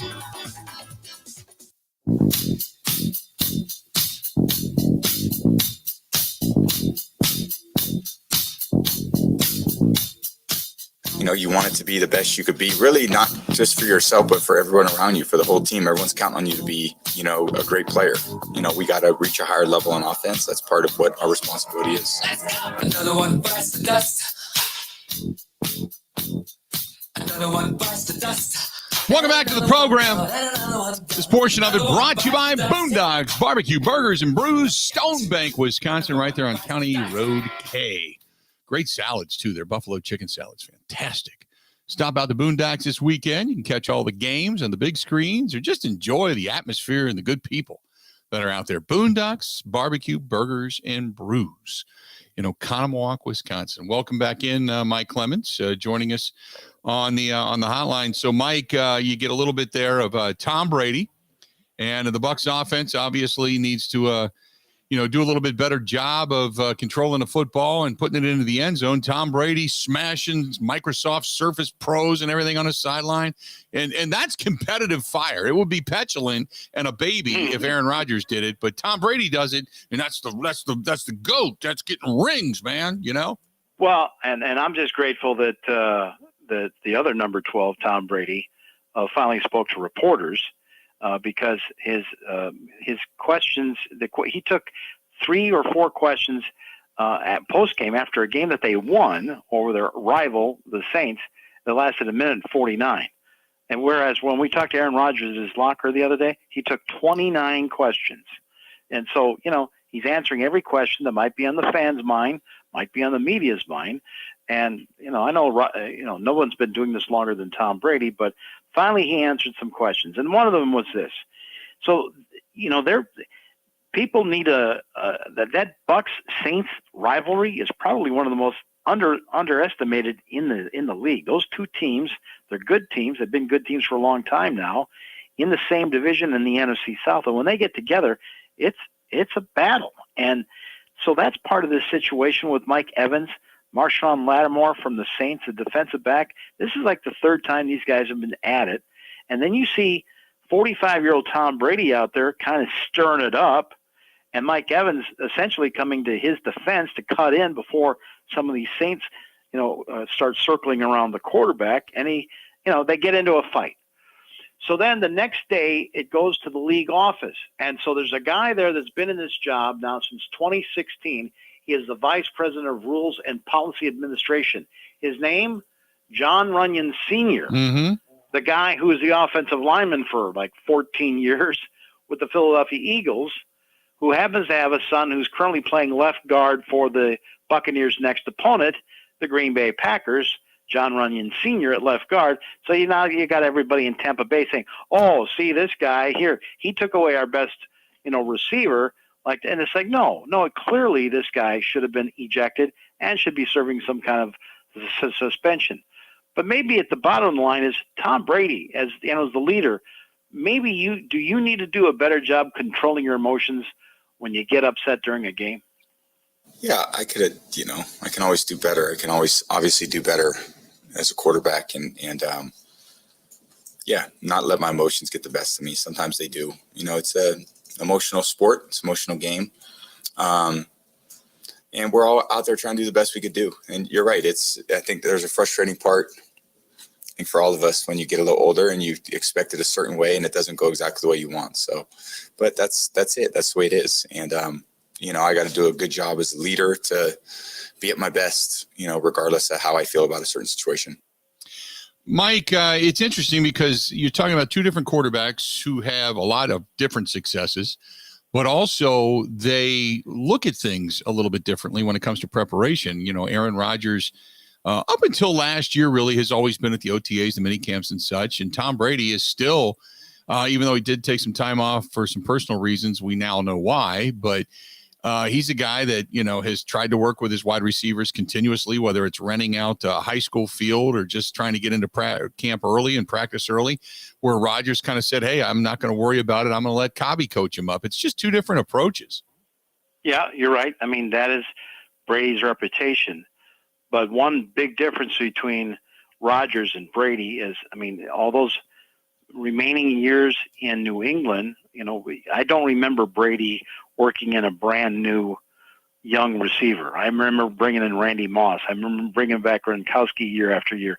I remember all of his veteran receivers that he had. I remember he gets into a new town and he takes Gronkowski with him and he goes after Antonio Brown. Even this week, with all of his guys on the injury list, he's in there pushing the front office, say, go get me Cole Beasley, the leftover from the Buffalo Bills. So Brady was asked, I thought this was a great question. So, your friend up there in Green Bay, Aaron Rodgers, is it really his job to help bring in, Christian Watson or Romeo Doubs to help out these younger wide receivers? I think it's a good question. What's your responsibility as a quarterback? sure it's different for all quarterbacks, what their responsibilities are.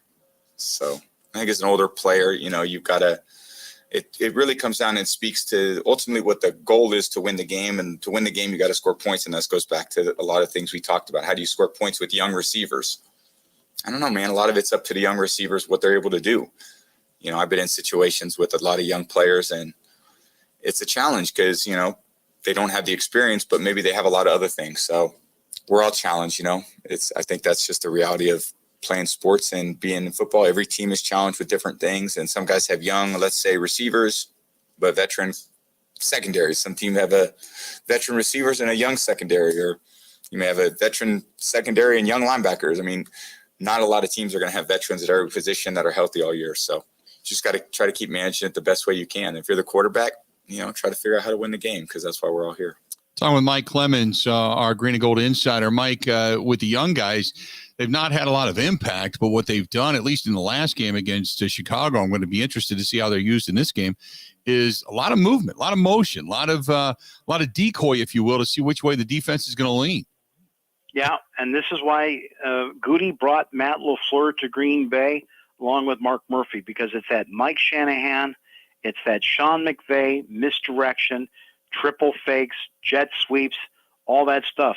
And, not only is it hard to coach that, okay, and to train guys and do the training, like, remember they had that miscue against the Bears. You saw Christian Watson going across, and Josh Myers, your center, snapped it into his thigh. They almost lost the football on that.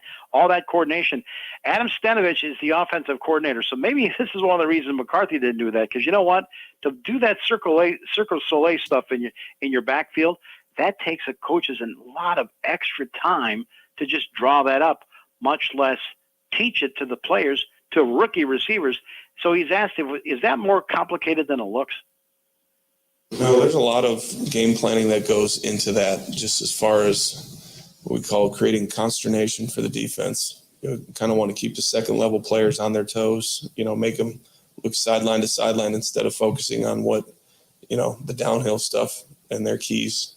And always, anytime you're changing strength or flying, they have checks and communication things that they have to do. So they're focused on that and then not focused on other stuff like run fits or their drops and all that stuff. So that's a big part of our game plan. It has been for a while. And I think, if you game plan it right, you can really use it to your advantage. How much does using that motion and then actually giving the ball? I mean, they got to get the ball eventually, Christian Watson. They're doing obviously a good job of getting it now, at least this last game, to Aaron Jones out of the backfield. And it sets things up down the road if you can continue to do that. But at least the world got to see that if Christian Watson could catch, he's got the speed to get elusive downfield. Right. And also, that, the Vikings was going to be a tough game. You end up losing it. You know that the Bears is a rebuilding team. You should be able to get a win. So in that game, do you show plays that when you're going to go up against this playoff-bound team like the Buccaneers, do you show things when you go like Aaron Jones or Christian Watson in motion and you give them the ball? Does that sort of plant concerns for next week's opponent?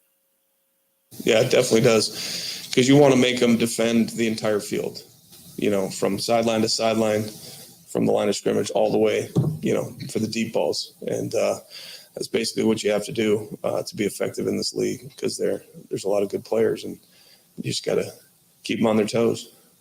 Back-to-back practices for David Bakhtiari. So we don't know what that's going to mean come Sunday. And I would assume that Yosh Nijman's probably wondering what as well, because I think for the most part, he's played admirably. Yes.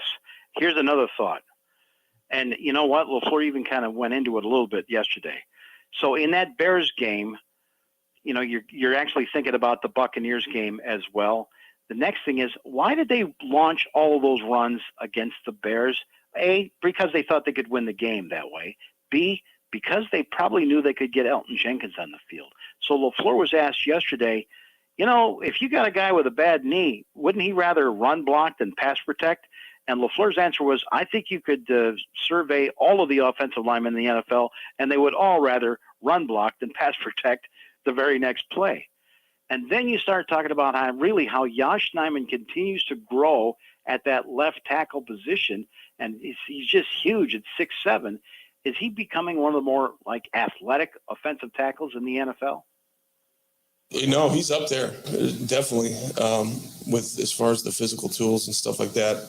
Probably the most gifted guy I ever saw was Joe Staley, as far as speed and strength and stuff like that. But yeah, Josh is up there with that. Special teams, Mike, give me your thoughts there. We're still not quite 100% certain on the returner Amari Rodgers. If he's the best you got, or would they use somebody else, and how special teams has been coming along? One of the things that Rich Bisaccia is doing is getting these guys to like game-like conditions, and he explained how he does that during the week. Well, I think we do it in a way in which it's conducive to them playing well on Sunday. And we've always done it that way. We've kind of had a system of, 11 play scripts, 9 play scripts, which ones you run on 3, 6, and 9. And so we're not full speed running for 9 plays or 11 plays or anything like that. And we have a thing called glide and stride practices where we're actually learning how to stride the field, but it picks up as we get going as well. But you have to, in our opinion, teams-wise, we have to run the field because that is what we do. And if we don't somehow get on our landmarks and get in our lanes and understand how to fan the field and then work pad leverage, and in our opinion, if we don't do that in practice, it's hard to play well in the game. So it's just something we've tried to keep doing as much as I've been doing this for the time I've been doing it. We've done it for a long time. Is there a feeling that special teams are in really good hands? Yeah, if they have a hot play, man, it sparks that sideline during a game. And Joe Barry has been around the league forever. Turns out he was asked, what do you think about Rich Bisaccia? Bisaccia? Yeah. Oh, yeah. This is the freaking third time I've worked with this guy. So we were together in Tampa. We were together at the Chargers, and now we're back together. I love Rich Bisaccia. I really do, truly. And probably with as much as I love him, I probably respect him more than anything, just because of the demeanor he has, the mindset that he has. I talk to you guys all the time about, when you have a player that what I respect most about the players that I truly love is that they're the consistency that they bring every day. And that's something that Rich is, you know exactly what you're going to get every single day. And that's a guy that's hard-nosed, he's passionate, but at the same time, he is, really doesn't show it all the time, but he's one of the most caring, sincere people that you'll ever be around. We should all be lucky that we have a guy that, really should be a head coach in this league, leading our special teams. Let's do this. We're going to step away, take a quick break, come back. Mike Clemens will wrap it up with us. Coming up next in the Bill Michaels Show. Covering Wisconsin sports like a blanket. This is the Bill Michaels Show on the Wisconsin Sports Zone Radio Network.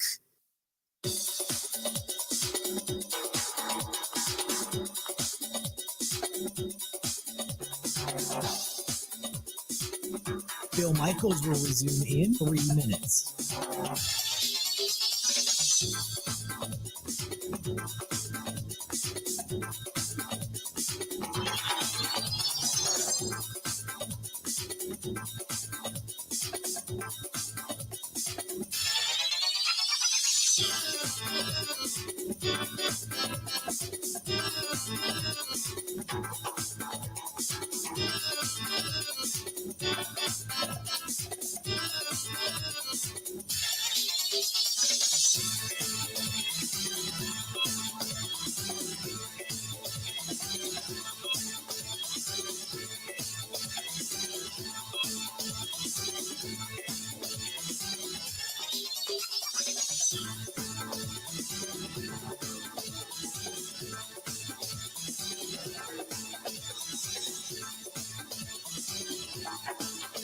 Bill Michaels will resume in 2 minutes.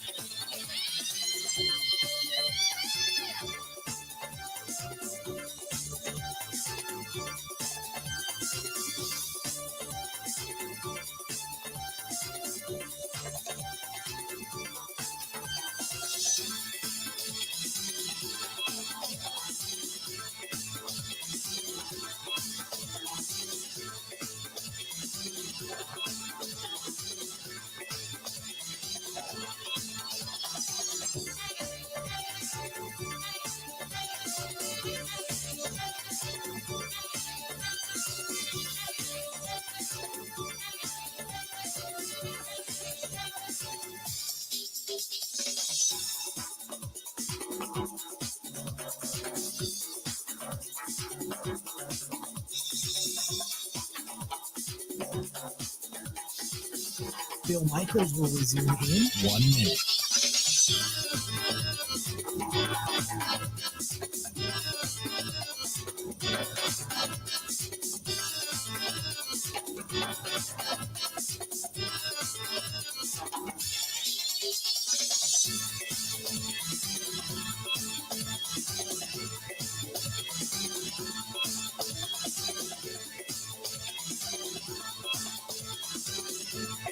Bill Michaels will resume in 30 seconds.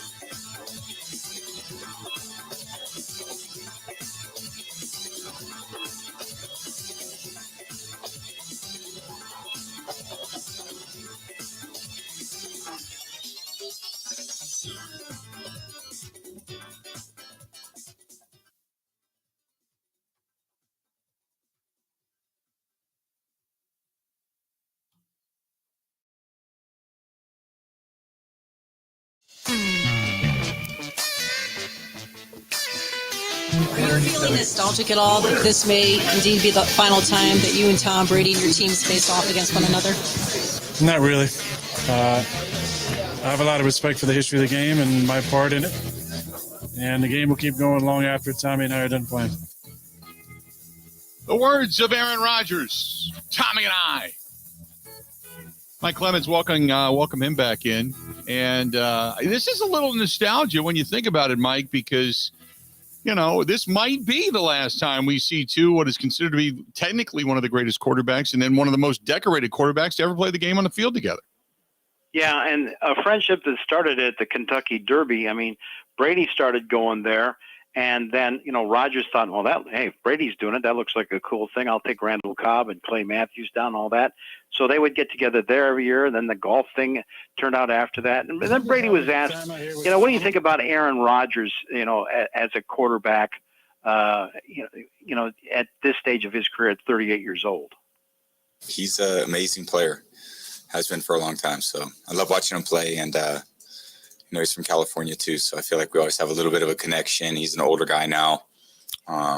He's been a great player in the same place for a long time, so there definitely has some challenges with that, and but he's navigated them pretty well, and he's done a great job, leads the team, and, you know, they've won a lot of games since he's been there, you know, and I knew Brett pretty well. You know, those two guys are two great quarterbacks for a long period of time in one place. Then he's got a little bit of a nicked up finger right now, Tom Brady does. I wonder how good he's going to be this weekend. I'm fascinated by this game. Yeah, exactly. I mean, if they've got that many injured players with the Buccaneers, and, you know, the Packers turned out to have a pretty long list themselves this week. But my God, if the Buccaneers embarrass the Packers with that many of these old players, you know, injured, and, you know, this is Brady, though. This is one from his playbook. Because there was a woman reporter that was at practice that thought, you know, he's having a hard time gripping the ball, that he's got an injured finger on his throwing hand. And so she just asked Brady, you know, are you having trouble there with that damaged finger? Great. I feel great. It's football season, so. That was it. That's it. Thank you very much. Mike, are by you any chance thinking of joining me live for the postgame show? Are you going to be hanging out in the Palatial? I will not be able to, no. Okay. I will be covering the game, sir. But I thought so. That would be great. I thought so. I wasn't quite positive, so I wanted to be sure. We are going to be live out at Smoke on the Water for the postgame show, the Green and Gold postgame show coming up after the game. Good stuff, man. Anything else to add before we get out of here today? No, I heard your plan though there earlier, and you do a fine job of planning your weekend. So say hi to all our friends and listeners and that kind of thing. In terms of the game, you know, maybe the underreported story because of everybody's injuries is just dealing with that front of the defense of the Tampa Bay Buccaneers. Vita Vea, man, he's huge, he's fast. It takes two guys to do him. Are they going to line up right over Royce Newman? He's just going to push him back and be in Aaron Rodgers' face all night, or dropping Aaron Jones. And then those two inside linebackers, Devin White, and Levante David. They will A-gap blitz those guys. They will figure out what your play is before the ball's even snapped, and they will pursue the runner or, cover your tight end. Mm-hmm. They are two really good. That's going to be quite the challenge for this young Packers offensive line to figure out just those three guys along to see if they can keep in the game and give Aaron Rodgers time, because Rodgers admitted he's been banged up these first two games of the season. Hey, real quick, does Bakhtiari play, yes or no? I don't think so. Okay. I'll listen to you. I don't think so. I'll listen to you. Yeah. Take it for what it's worth. Mike, great stuff. We'll talk again next week, man. Enjoy the weekend. Thank you, Bill. Talk to you during the post-game show. There we go. That's our buddy Mike Clemens giving us a lowdown. Great stuff, and that is going to do it. Ben, enjoy your time in Michigan. Thank you, sir. I will try. I have a saying on a shirt that I've had for years. It says Ann Arbor is a blank, but I can't say it on radio. But I want you to know. Yeah. Okay? I'm sure you've seen them before. That'll do it. Time for us to go. We'll be back at it. Don't forget, the motorcycle ride coming up this weekend at Leave Sloppy Joe's, ends at Smoke in the Water. We're going to be there live with the Green and Gold postgame show right afterwards. We're going to do a watch party out there. If you're a motorcyclist, join us. Even if you don't, come on out. You can still enjoy the food, the hospitality, the beverages, and make a donation to Fisher House, Wisconsin, out at Smoke on the Water on Okauchee Lake. We will see you there after the game. Time for us to go. Have a good one.